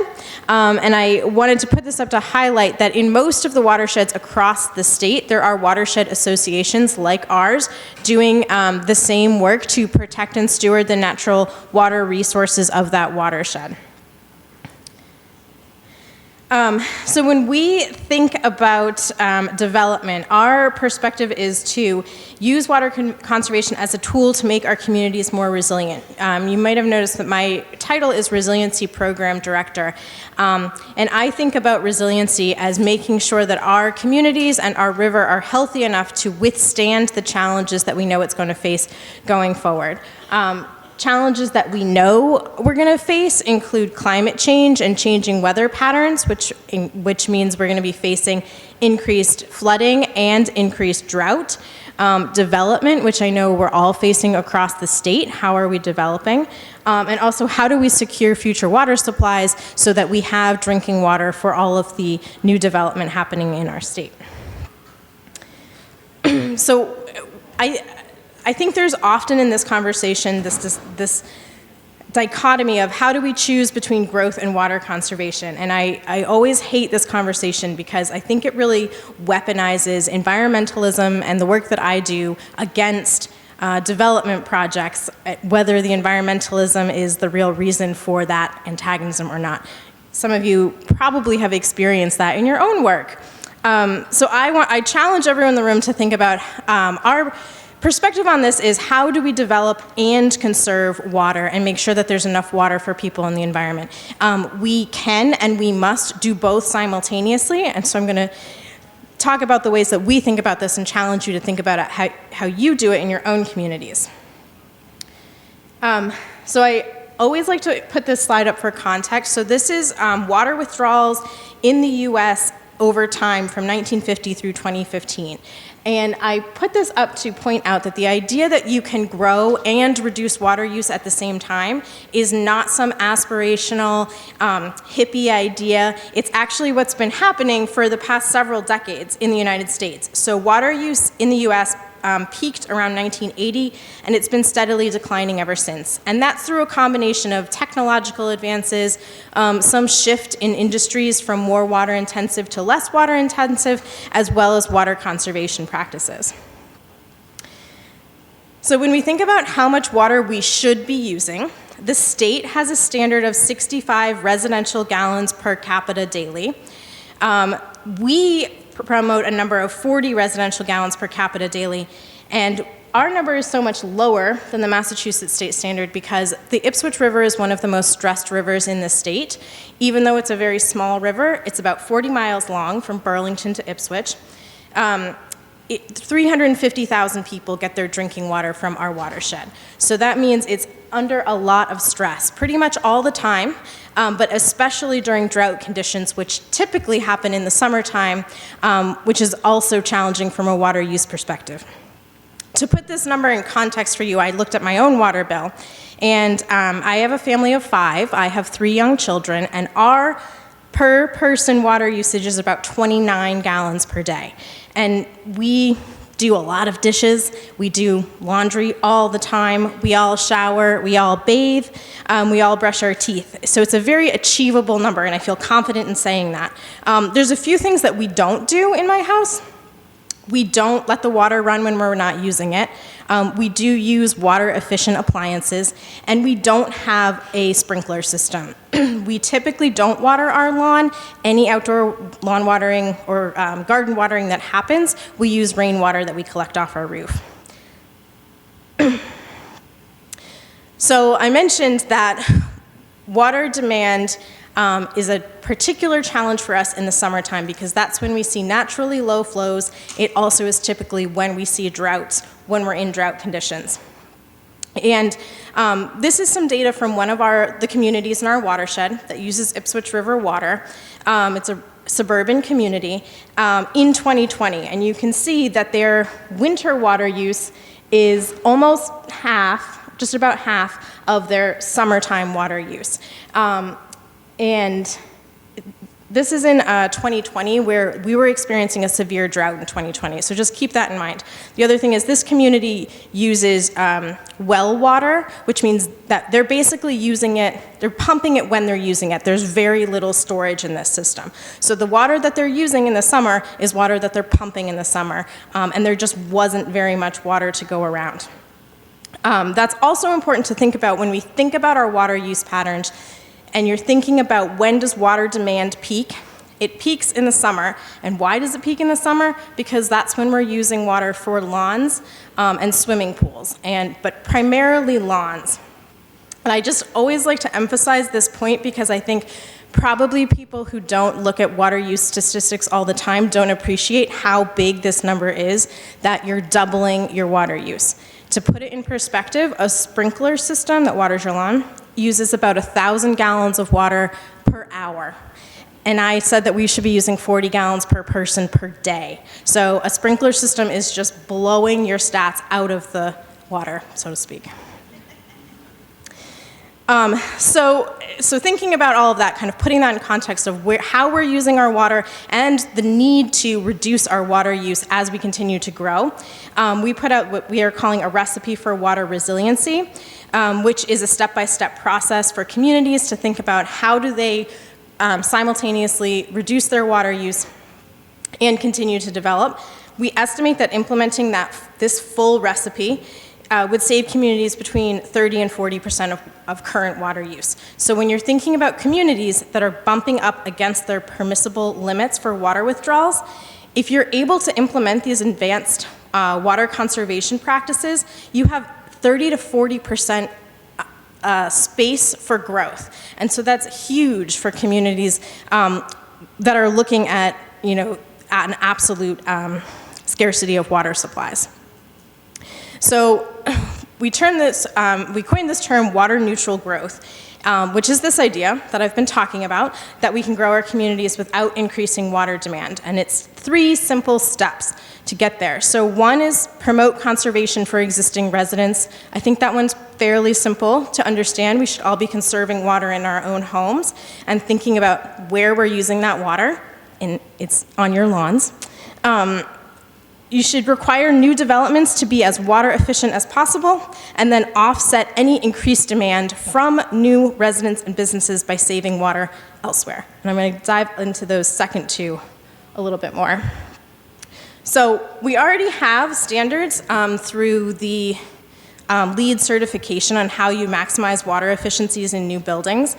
It's fairly straightforward. You use water efficient appliances, and you don't put in sprinkler systems. If you want to get fancy about it, you can also include rainwater harvesting systems for your necessary outdoor irrigation.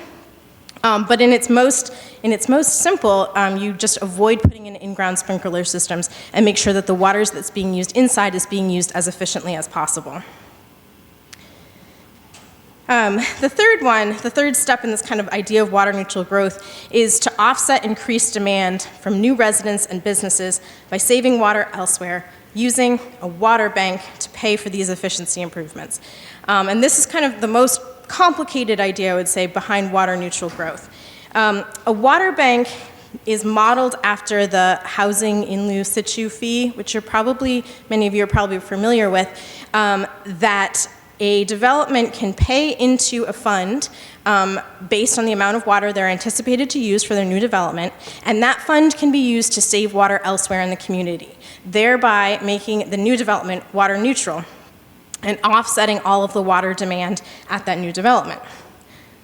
So what kinds of projects can a water bank fund? It can fund rebate programs for water efficient appliances or rain barrels at existing housing stock. A lot of our older housing stock have really inefficient appliances, especially when you talk about affordable housing. It can fund leak detection programs for distribution pipes. So your municipal water system should be aiming for somewhere around 10% of the water in the pipe system is leaking out every year, just wasted, leaking out. But we're at a statewide average of closer to 20%, and some communities are much higher. So that's kind of it's complicated to do and it's expensive, but it saves a lot of water if you can find these leaks and fix them without anyone feeling the pain of reduced water use. And then the third piece is staff time for water conservation outreach and enforcement. Because a lot of water conservation is going to be behavior change, this is a really underfunded piece of the pie, getting water users to understand how they're fitting into the overall picture and how they can reduce water demand in their own homes and gardens. So I touched on this, but water banks, they're also called water use mitigation programs. They're analogous to this affordable housing in lieu fee program. So there is a model for this type of water bank that communities can think about how much money, and it's not a lot of money that you need to start implementing rebate programs and water conservation education, and you can produce substantial savings by doing those things. And I mentioned this earlier, but just to highlight that there are watershed associations all over the state. This map is from massriversalliance.org, and so all of those dots are organizations similar to ours that are focused on water conservation, protecting rivers, keeping water in the environment, and making sure that communities are developing in a way that is protective of those natural resources. And that's all I have to say. I'm going to hand it off to, let's see, who's next? Joe.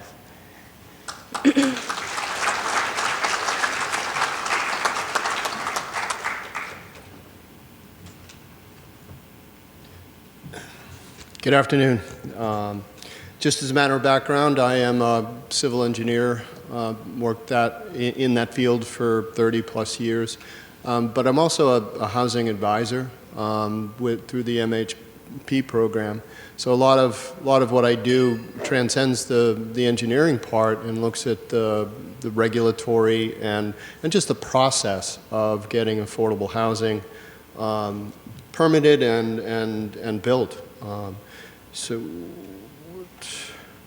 what I want to look at today is just looking at sewer and water supply issues that can sometimes constrain development and certainly are argued as being one of the biggest constraints to higher density development, and communities just feeling that if you don't have an acre or 2 acres for a lot, you can't do it if you need to address the sewer and water needs. So I'm going to look at Title V, which is our state sanitary code, local regulations, which sometimes go on top of that. Just look a little bit at density defined outside of the purviews of zoning, water impacts to density, building types, water supply, and some real-world examples. So Title V is the Massachusetts Sanitary Code. It's 310 CMR 15, and it requires the proper siting, construction, and maintenance of all on-site wastewater disposal systems. In Massachusetts, the state believes that systems should be designed for 110 gallons per day per bedroom. And as Erin said, those numbers don't play out from not only what is happening in reality, but what is what just makes common sense. This number has been the same since 1978. So all of these new technologies and implementation of water savings has realized decreases in water consumption and therefore discharge to septic systems, but there's been no change from the state with regards to that. And most systems feature a soil-based soil absorption system. So we put the waste into a septic tank, and then from the septic tank into what we call an SAS, based on the soil conditions. And what's known as the long-term acceptance rates. So the more permeable the soil is, the smaller the SAS needs to be. Title V maxes out at 10,000 gallons a day per project. So that's 90 bedrooms, and that, as we'll talk about in a little bit, is a concern with regards to the fundability and the financial feasibility of affordable housing projects. As far as pure density restrictions in Title V, the only one that's really there is a restriction of 440 gallons per day per acre. Again, 110 gallons per bedroom, so that's a 4-bedroom house. And that's in nitrogen-sensitive areas. And nitrogen-sensitive areas, the most common nitrogen-sensitive area is a wellhead protection area, which is an area around a municipal or private well that is regulatory, through regulation, protected, and you can put septic systems in there, but you need that area requirement.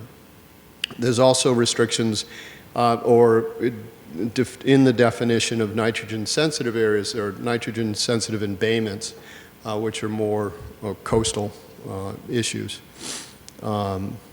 And those areas are not considered suitable for higher density, obviously for higher density development because of that restriction. You need an acre for a four-bedroom unit.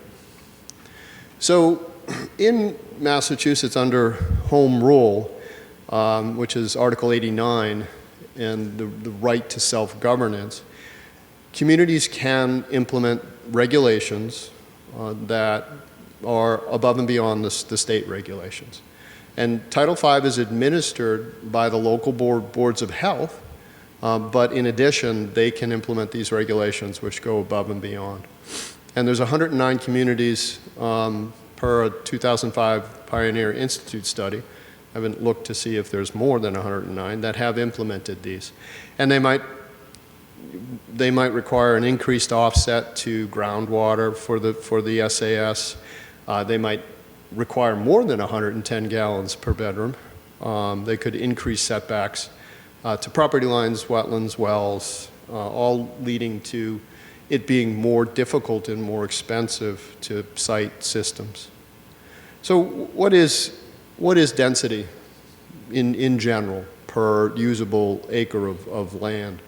And a usable acre of land would be high and dry, not wetlands, not crazy steep.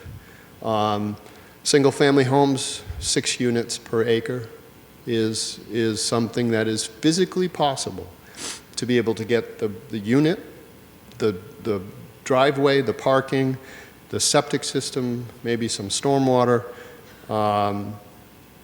If you have sewer, you could pop that up to 10 units an acre. A duplex, 8 and 12, townhouse, 12 and 18, mixed, a mid-rise building with structured parking, it could get even higher, but there's that 10,000 gallons, because most of the time a project of that size is going to go over that 10,000 gallons. If you have to do septic, it's not possible. But obviously, if you have sewer, you could do. We've had projects that are 100 units an acre that feature, maybe 5 stories over 2 podium levels of parking. It really is. Sky's the limit. So greater than 10,000 gallons. This is, again, a prohibition in Title V that systems can't be larger than 10,000. What happens if you go over 10,000? Well, you have to do a wastewater treatment plant, which is not too dissimilar to a municipal wastewater treatment plant. It's administered by DEP under the groundwater discharge regulations. It requires a comprehensive hydrogeological study. I said 6 to 12 months, but it's guaranteed 12 months, and it can be incredibly cost prohibitive. One of these wastewater treatment plants will be $2 million, and it's really, there isn't scale. So if I do 10,001 gallons, I have to do a wastewater treatment plant. It's still going to cost me $2 million. So from the standpoint of economic feasibility, you really have to get the project larger. The effluent fields, which are similar to the soil absorption systems that I talked about with septic, is smaller because you're treating the water essentially to drinking water standards. And again, developers see these as needing 300 to 400 bedrooms to be able to sustain from an economic feasibility. Because another piece of this is with a wastewater treatment facility, DEP requires that it be manned by a licensed wastewater treatment operator, and that operator visit the site 5 days a week and do a series of monitoring, sampling, testing, and reporting. And the bill for that kind of operation and maintenance plan on a wastewater treatment plant is $100,000 a year, minimum. So you add that to the cost, and it further separates from financial feasibility. So what I see is there's a gap in project size here. Title V, 10,000 gallons, 90 bedrooms, and 300 to 400 bedrooms. And where that really hits is in kind of the sweet spot of projects that have a higher degree of affordability, that have subsidies, that excuse me, that maybe nonprofits are trying to develop. Their sweet spot for projects are 60 to 100. So they're just not possible or very difficult in areas that require septic. Now the Commonwealth has considered some middle ground, some regulatory framework where there could be something more than a septic system but something less than a wastewater treatment facility, and it just makes sense. Because if I had a 9,999 gallon septic system, I could get that approved locally with the Board of Health. I could install it, and I could walk away from it. Maybe I'll pump the septic tanks. Maybe I won't. There's no requirement to do maintenance. There's no requirement to inspect that system. So I go from that to the 10,001 gallon wastewater treatment plant, $2 million, $100,000 a year. It doesn't make sense. We can come up with something that's in between that has monitoring, that has sampling, that has controls, that was in the middle ground, but controlled the costs a little bit more and provided the environmental protection and fill that gap. But when we've tried with Mass DEP with regards to regulatory change, their temperature seems to cool. Jumping into drinking water regulations really quick. I know Aaron went over drinking water, but essentially we talked a little bit about septic systems and the constraints they pose for communities that don't have municipal sewer or areas of a town that don't have municipal sewer. Many towns might not have municipal sewer, but they have municipal water. But there are those cases where there isn't municipal water, and that's where the drinking water regulations come into play. And those are 301 CMR 22. And essentially, the drinking water regulations kick in for any well that is going to be serves 25 or more individuals on a continual basis, which is essentially 8 units. And when you go to propose what is now going to be deemed a public water supply, even though it's privately held, privately controlled, it is a PWS, and there is a whole host of rules and regulations that go into that. There's an expansion of the protective areas around the well, known as a Zone 1 and a Zone 2. And all of a sudden, you've just created one of those nitrogen-sensitive areas on your own lot and started to constrain development. So in many instances, these PWSs become a major constraint. So again, look, similar to the nitrogen-sensitive areas, sometimes it precludes higher density. I mean, there are ways to do it. There are ways to manage it. There are ways to make it happen. But as you can imagine, with all of those regulatory hurdles, there's also a huge cost in putting one of these wells in, both from a permitting standpoint and a construction standard.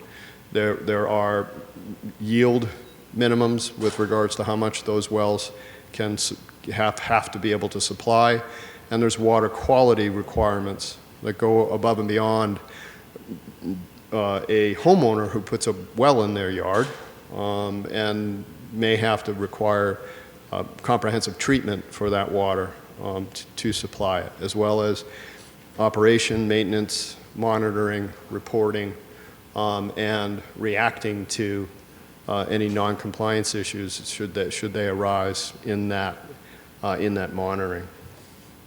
But it's not out of the question, and I'll go over one that we actually did up in Pepperell.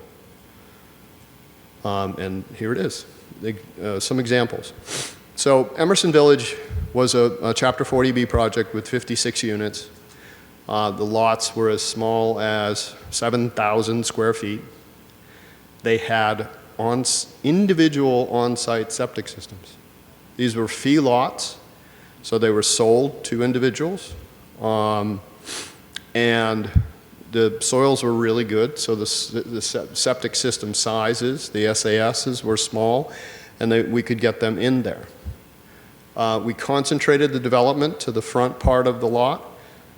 We took the back half of the lot, which was predominantly wetlands and not really developable anyway, and we worked with the town of Pepperell to develop a municipal well and ran a new water line right through our project from the municipal well.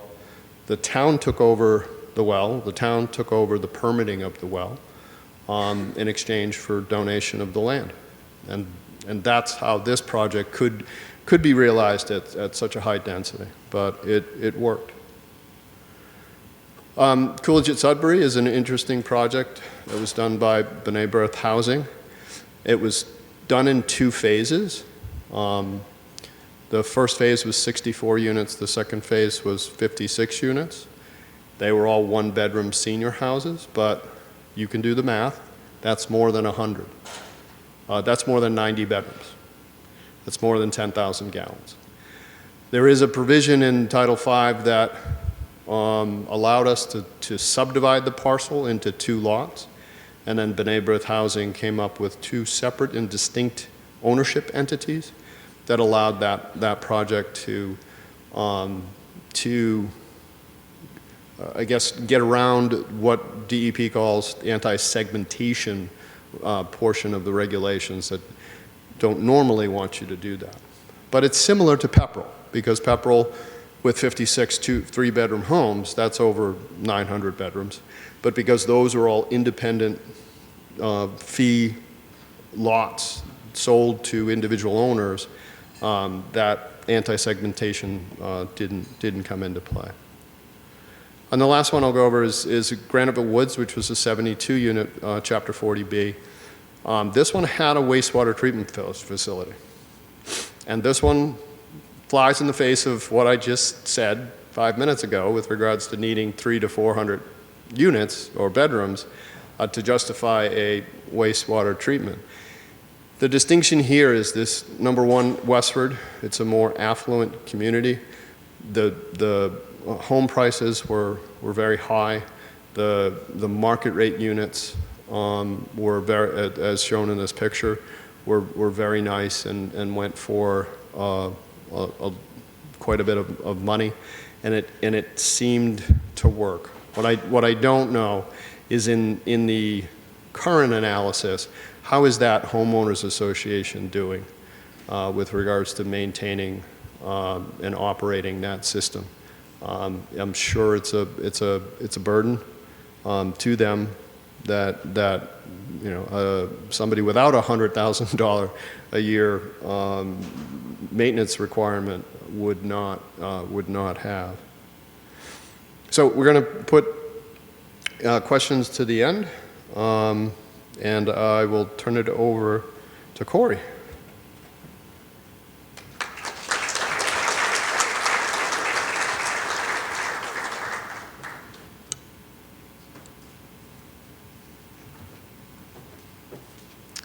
Good afternoon.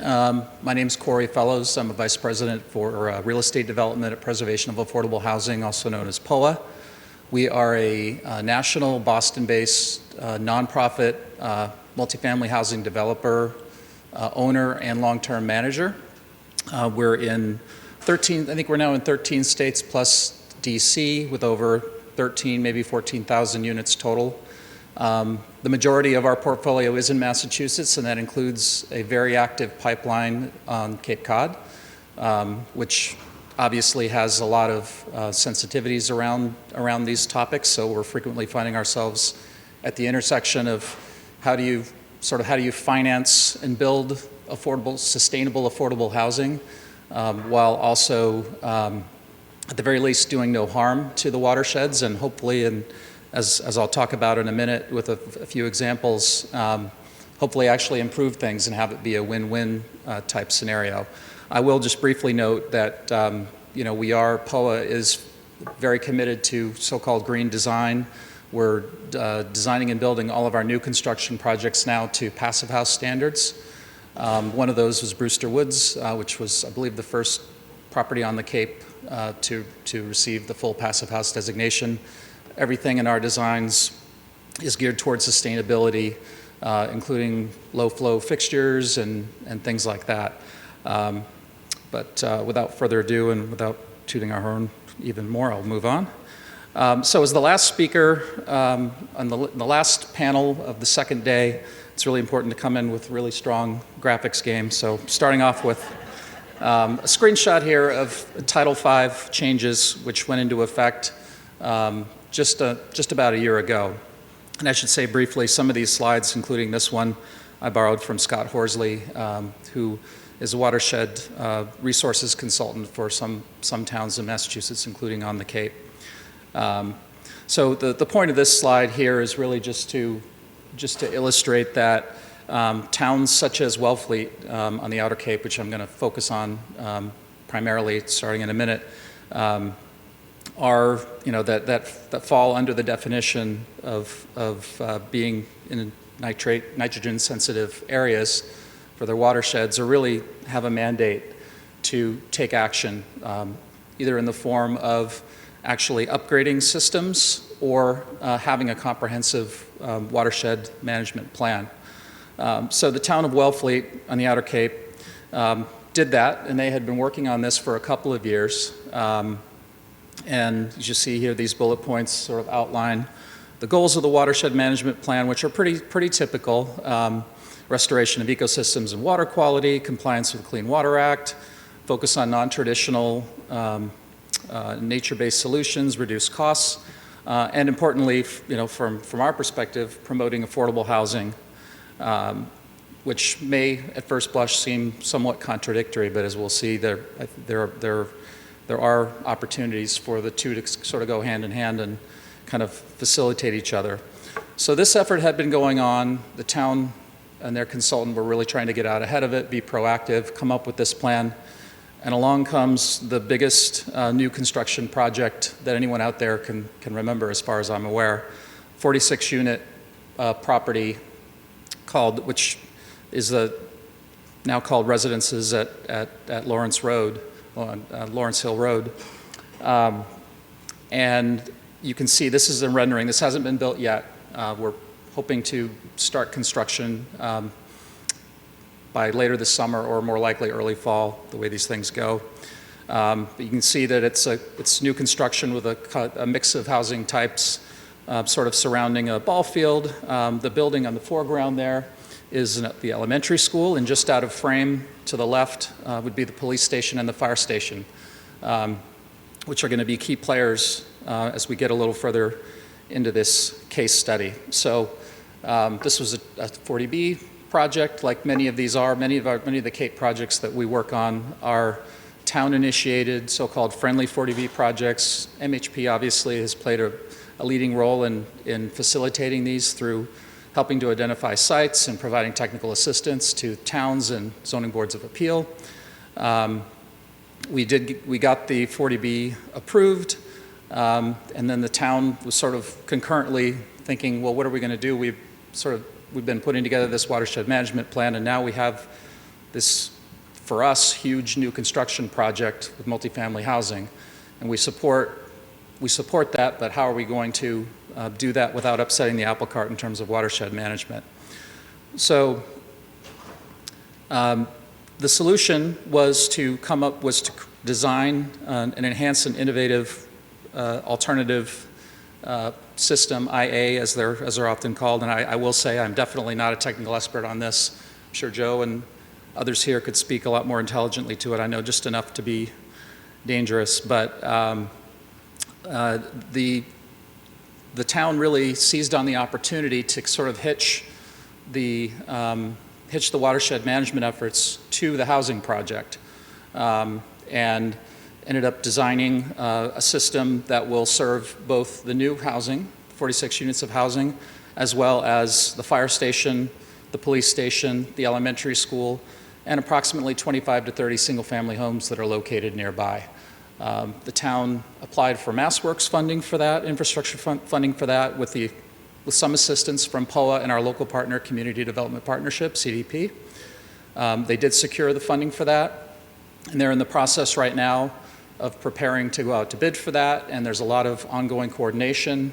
It's sort of arm's length from our perspective. We're not directly involved in that infrastructure work, but it has to be coordinated with the housing project, so we check in regularly about where we are with the process. The upshot of the IA system, as many of you no doubt know, and again others could speak to in more detail, is that unlike a more conventional Title V septic system, there's sort of an additional step with an aeration chamber and a bioreactor that essentially converts the nitrates into harmless atmospheric nitrogen. So rather than having it seep into the soil and eventually into the groundwater and the watershed, it sort of goes out harmlessly into the air. We breathe nitrogen all the time. And so this actually will result in, when all is said and done, there's going to be 46 new units of fully affordable housing in an area on the Outer Cape that desperately needs it. And if the projections are correct, which we're confident they are, the water quality will actually be improved through this. This slide just sort of illustrates the proximity. You can see the 95 Lawrence Road affordable housing property there near the center. Just sort of illustrates the proximity to Wellfleet Harbor.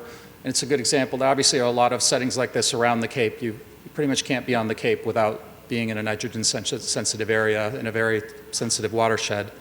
The town is taking a multi-pronged approach here in addition to the MassWorks-funded IA system that will serve our project as well as those other users. They're going to be doing some partial sewering of the downtown where the density sort of supports it, and then they're looking at solutions elsewhere as well. This is another image that sort of shows the three different areas that are being served in addition to the housing project, which is located in the middle, just basically beyond the outfield of the ballpark there, the ball field there, if you can see it. And this is basically another version of the same image with some of the projections overlaid.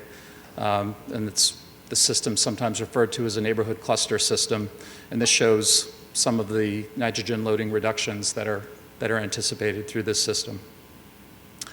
So moving on, Brewster Woods. Honored to be in the presence of folks from the town, the award winners from earlier today, the Housing Heroes. This is another great example of a collaborative approach between an affordable housing development team and a local town. Like many of these sites, as you no doubt know, particularly these 40B, these friendly 40B sites are town-owned land. They're typically handled through go into development through a long-term ground lease. Often the town contributes CPC funding and other funding to help support, help support the development of the housing itself. It's an alphabet soup of state, local, and other sources that goes into these projects, whether there's wastewater or water-related infrastructure or not. In the case of Brewster Woods here, as with some of these sites, it was somewhat landlocked, and so there needed to be a new access road that had to go in to provide access to the site, and all the utilities and infrastructure had to be brought in. So in this case, the town secured a MassWorks grant that covered both an IA septic system for these 30 new units of affordable rental housing, as well as the access road, sidewalks, and associated utilities that will serve the property. In this case, again, the town really took the lead on kind of scoping out the Mass Works infrastructure work, securing that funding, and then it was sort of collaboratively managed, the work itself, because we needed to make sure, again, that it was coordinated with the housing project. This one is complete, fully leased up, fully occupied, again, Passive House certified. This last one is not strictly wastewater related, but I thought it was another interesting example of a sort of a collaborative win-win approach where an affordable housing project became a vehicle for infrastructure upgrades in a community. This is KPU Way, 42 units that are under construction in Bourne, just this side of the canal. That is on track to be completed by, I believe, this coming January, so about 6 months or so from now. In this case, this was another 40B project. It was a friendly 40B, technically, but there was some robust discussion with the ZBA and some members of the community. We went through 13 different public hearings with the ZBA before we finally got the approval for this. When all was said and done, our unit count had been reduced from 53 to 42. That seemed to be the magic number that got people satisfied and on board with it. We made some other revisions, design revisions to the roof line and so forth.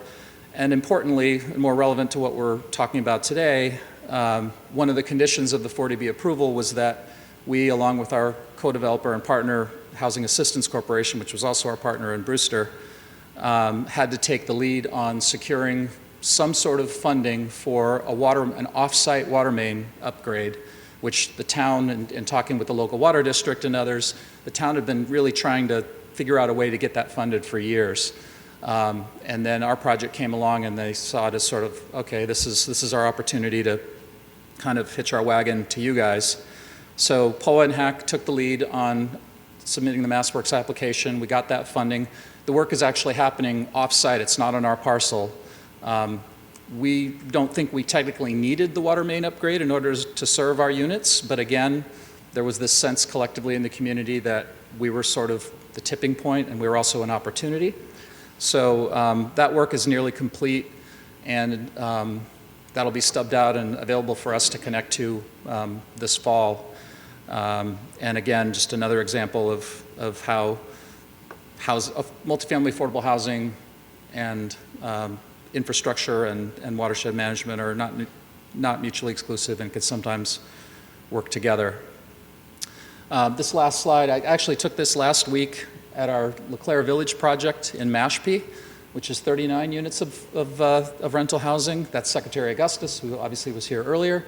This is part of his kind of fact-finding listening tour. And in this particular couple of days, he was visiting the Cape and the islands.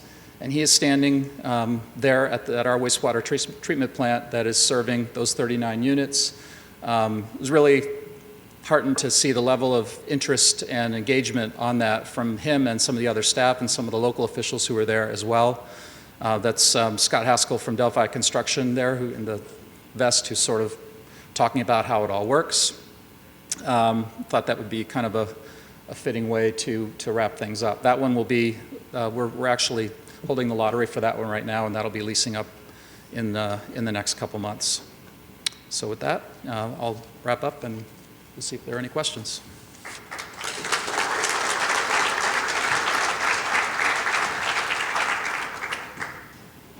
We have one right here. Thank you for the presentation. I'm from Westboro and can talk about two issues. One is water. We are probably 90% plus well water supplied throughout the town, and 90% plus sewer connected that goes into our sewer treatment plant that serves Westboro, a portion of Shrewsbury, and a little bit of Hopkinton. We take all the water, obviously we're taking it all, everything's going out our sewer lines to the water treatment plant. Water treatment plant, we do all the remediation, and then we push all the water into the Assabet River. We're in Suasco, Sudbury, Assabet, and Concord. which then people can use downstream. One of the things we're thinking, creative, our DPW director is saying, well, the water is pretty good that comes out of the sewer system, after the wastewater, is pump that back up to our reservoir. We have a big holding reservoir in town. So that's one way we can, if you will, conserve water within the town, because it's water we're taking out of our aquifers. We can then bring it back, re-send it out, through our purification plant to houses. So I wanted to mention that. The other interesting issue is that we have a sewer moratorium. We cannot hook up any new construction to our sewers for a year. And by DEP, I mean, the select board put it in, but it was DEP that got worried because we were up at about 80%, right at 80% of our capacity at our treatment plant. And they don't want you to go above that in case there's some catastrophic issue and you're going to have to take a higher flow for whatever reason.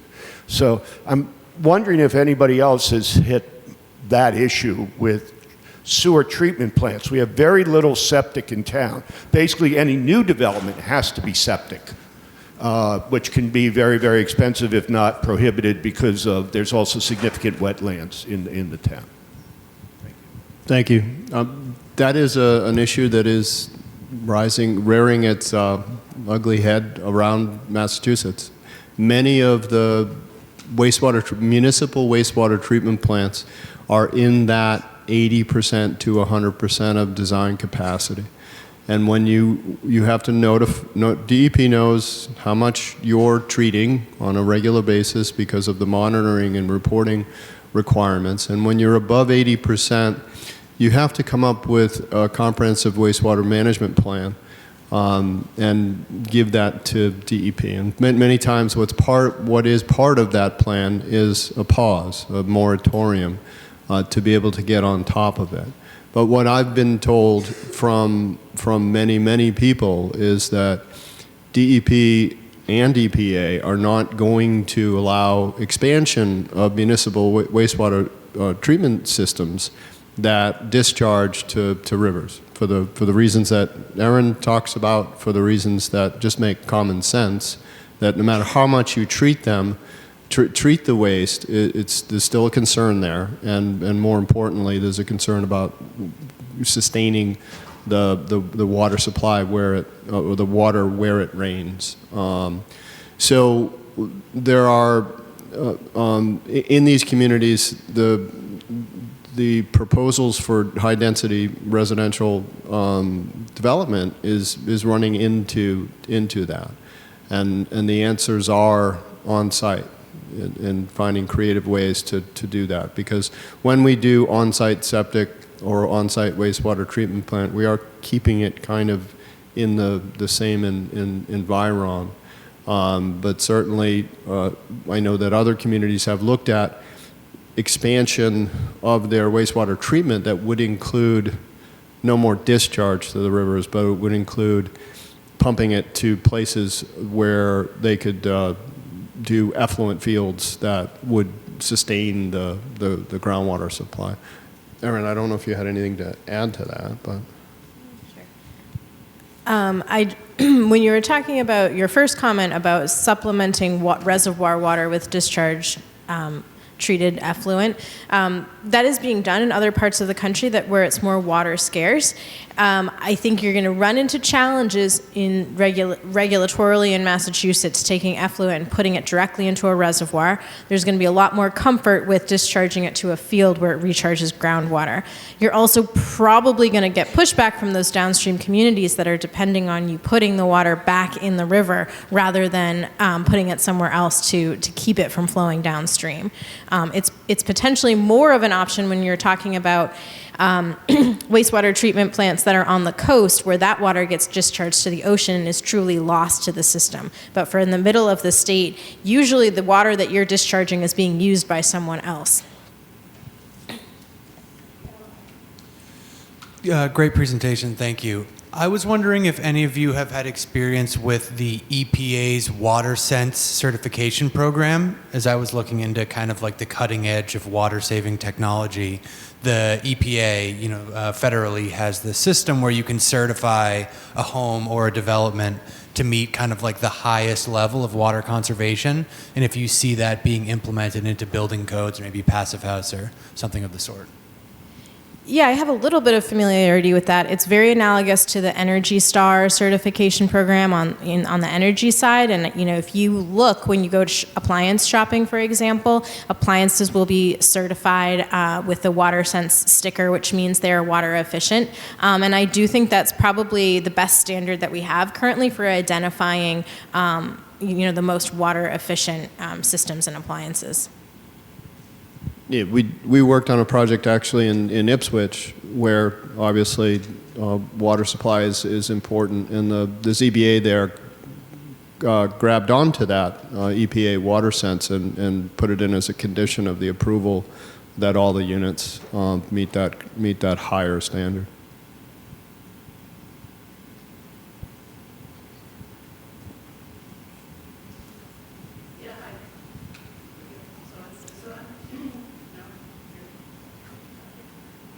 How about that? Oh, yeah.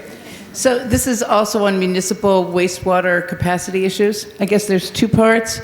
So one in where a municipality has a wastewater and sewer, but the 40B development is not, connected to that, not on a street connected. Does the municipality have to connect it to that?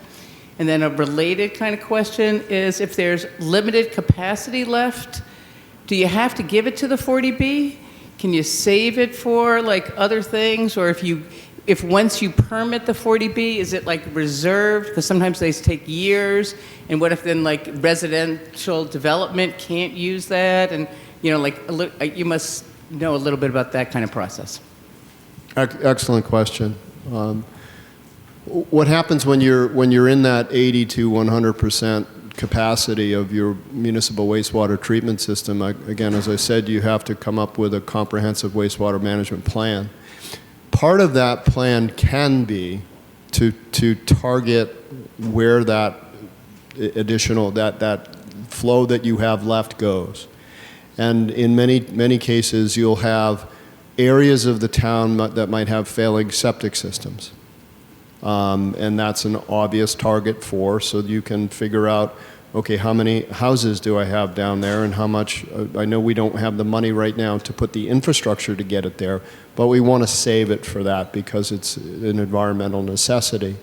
There's also, within that plan, there can be some bit of economic development and consideration there for reservation of that additional flow. It's very controversial with regards to whether or not a community can say no, even when they're in that 80 to 100. And some communities have said, we're in that 80 to 100 and we can't. DEP won't let us. That is not what the regulations say. They actually have to let you connect unless that comprehensive wastewater management plan has fully reserved those flows for those purposes. And I would just briefly add that at least in our experience, again, the 40Bs that we're involved with are friendly 40Bs. They're really ultimately town initiated. When the town puts out the request for proposals for developers or development partners, they know going in, and the RFP speaks to it, that it's anticipated that there will be a 40B process. And in some cases, the RFP will speak to wastewater or other infrastructure.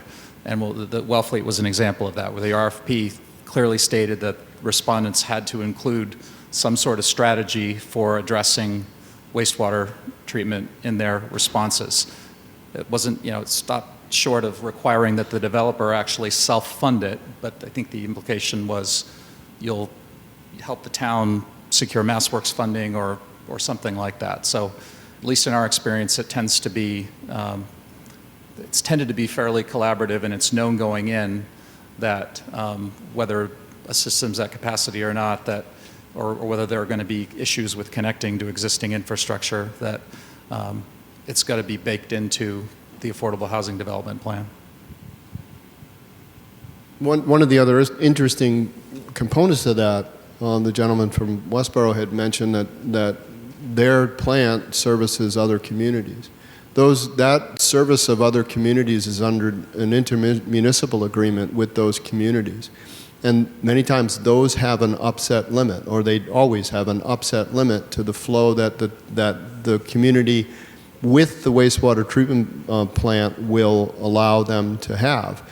And those are hard stops. And we looked at two projects, one in Lancaster and one in Whitman, which are communities that utilize other municipalities' systems, and they're at their capacity. They're at that limit, and the host community is not willing to renegotiate that because, again, they want to keep their reserve capacity for their own uses. So it becomes problematic in those cases.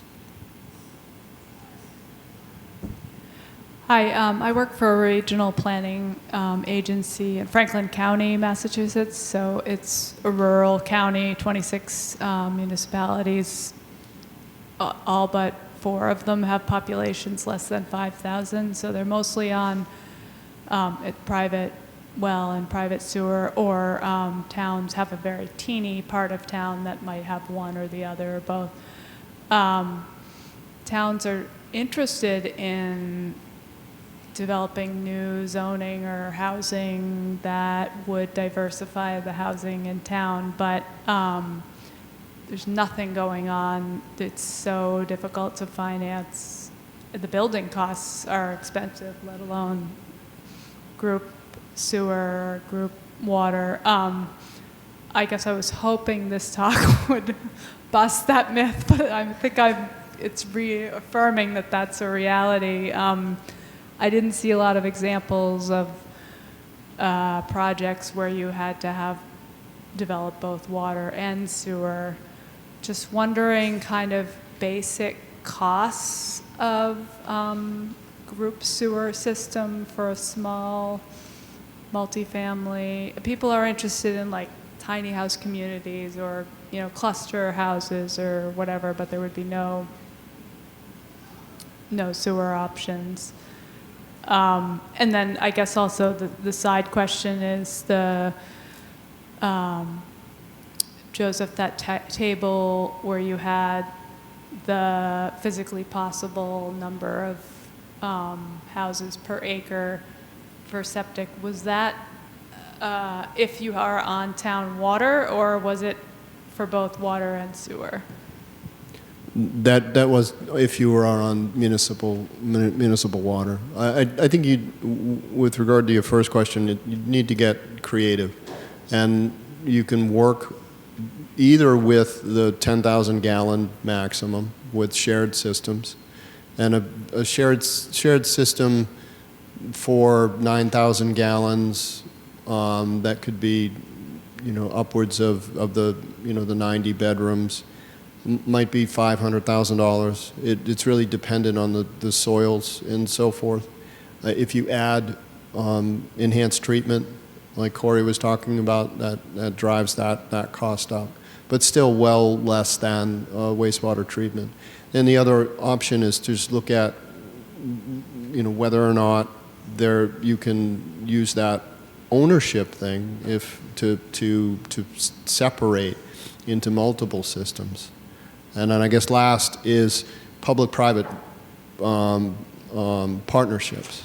Littleton right now is looking at doing a public-private venture to put a new plant in their downtown area, where the private development is driving the way, but they're utilizing grants and other means to supplement that for the public side, in the name of economic development and production of housing.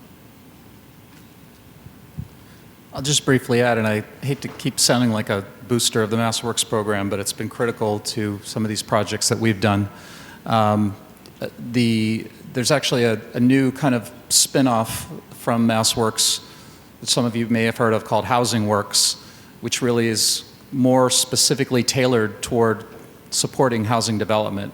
MassWorks, historically, it's been a little bit, I think about the analogy from the movie Apollo 13, where they had to come up with all the vacuum cleaner parts and everything to convert from one system to another. And that's what it feels like sometimes with MassWorks, marrying up MassWorks with housing, because there are things that don't totally match up together and they have to sort of be at arm's length, because the conventional MassWorks program is specifically for public infrastructure. And you can sort of tie it in and help it support the development of housing in its current form, but the Housing Works program will hopefully make it a little bit more streamlined, have it be really truly dedicated to housing development. We haven't utilized it yet. It's new. It's just being rolled out, but I would encourage people to look into it.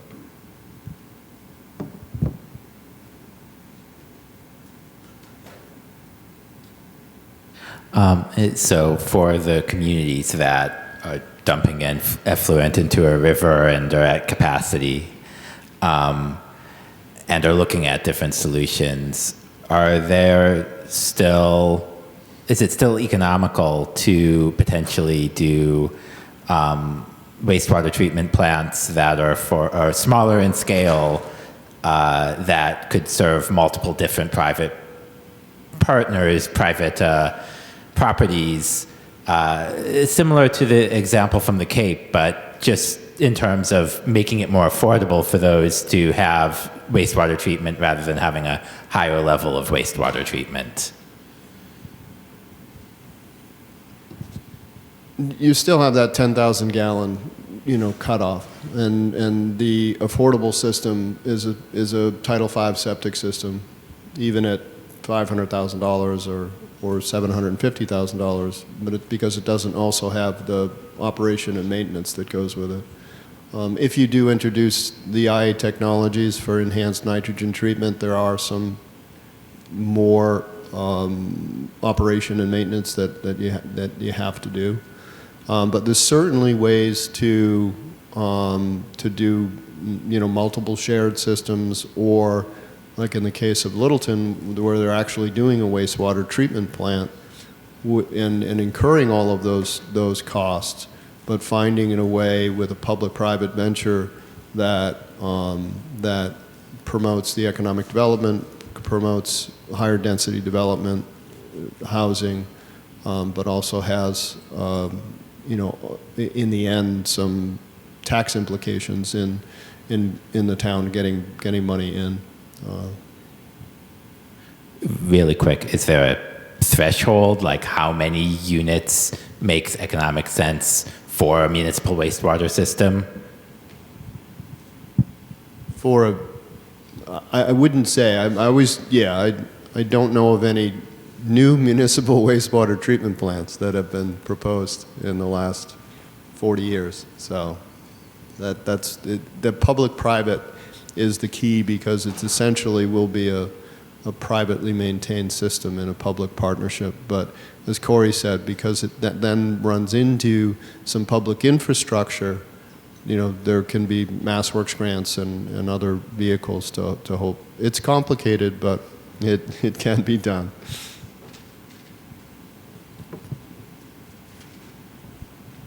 Hi. Thank you for the presentation. I'm wondering about the 110 gallons per bedroom for Title V, or the nitrogen loading. You talked about, I don't think it was nitrogen loading, but you were talking about that the state's looking at that number and maybe it should go down with all the appliances, low flow and all that. Is there somewhere you can mention state website or something where they're looking at that, or what the number they think it should be depending on where you're at? The state doesn't think it should be lower. They don't? No. I was part of a stakeholders group that was convened by DEP. It's probably now 10 years ago, where the stakeholders group looked at it very closely. We looked at numbers from all over the country, but also we looked at the wastewater treatment plants that DEP themselves oversees, the privately held wastewater treatment plants for residential projects. And I think there's probably 100 or so in the state, and they have reported numbers. And it was clear from those numbers that the numbers was significantly less. And what we tried to compel DEP to look at was maybe not changing that number for a single-family home, but changing it for multifamily. And the more units you get in a project, the lower that number gets. It's just statistics. You're not going to get 2 people per bedroom in every 2-bedroom apartment or 3-bedroom apartment within a 100-unit building.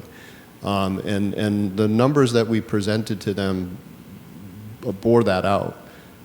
But again, DEP is very reluctant to engage in regulatory change because they know how difficult it is. Because it's immediately seen, if it's beneficial to the development community, it's immediately seen as negative to the environment. And as Erin said, it shouldn't be about them versus us. It should be about, can you develop and protect the environment? And the numbers are the numbers. It's not an environmental problem. It's a perception problem. I would just add, and this is going to get a little gross for a moment, so I apologize, but we are talking about sewage. When you're talking about sewage, they're using a gallons number, but what you're really worried about is the loading of contaminants, and as we get fewer, we're using less gallons per toilet flush, it's actually concentrating the contaminants. So it doesn't necessarily save the capacity, the treatment capacity on a 1-to-1 ratio, because you're still dealing with all of that loading. And so we're talking about gallons possibly for simplicity's sake when we're regulating it, but there's this other factor of what are you actually treating for that gets even more complicated. Thank you.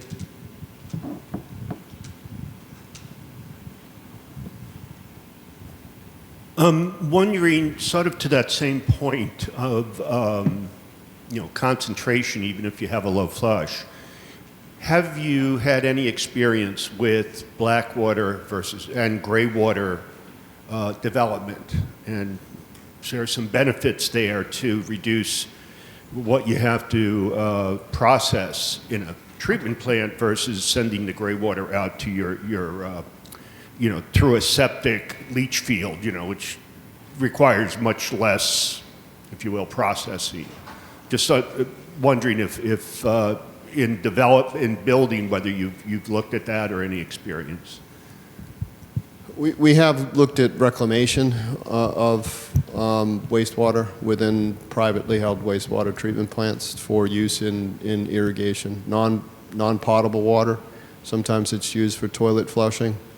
But as Erin alluded to, the regulations regarding the reuse of wastewater are very strenuous, and even when we use it for irrigation and for toilet flushing, for instance, there's a high bar there. There's a lot of protections that are put in place, despite the fact that the treatment levels are pretty high. But there's really not a system to segregate black water from gray water at the sources, not at least in Title V. In Title V, it's all considered black water.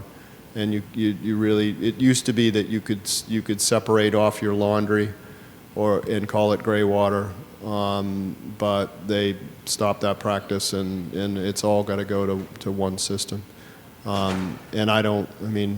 Obviously in a municipal system it's impossible, because how do you separate your connection point at the municipal sewer?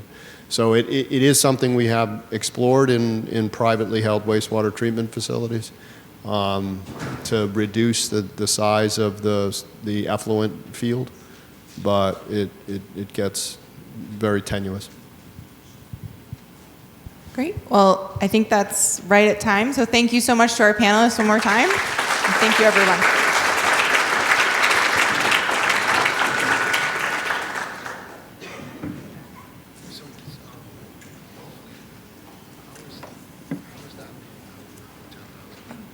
Thank you all so much. That was great. Yeah, that went really well. It's the fire station at the school. The station, and then 25 and 40. Sure. Yeah.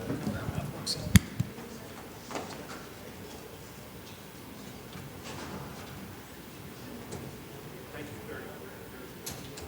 I have a friend who's a crazy civil engineer. One of the points he's making is running sewer to every single parcel. Probably not a good idea. You have to do it downtown. You don't have to do it. But going up to the suburban, half acre, acre plus.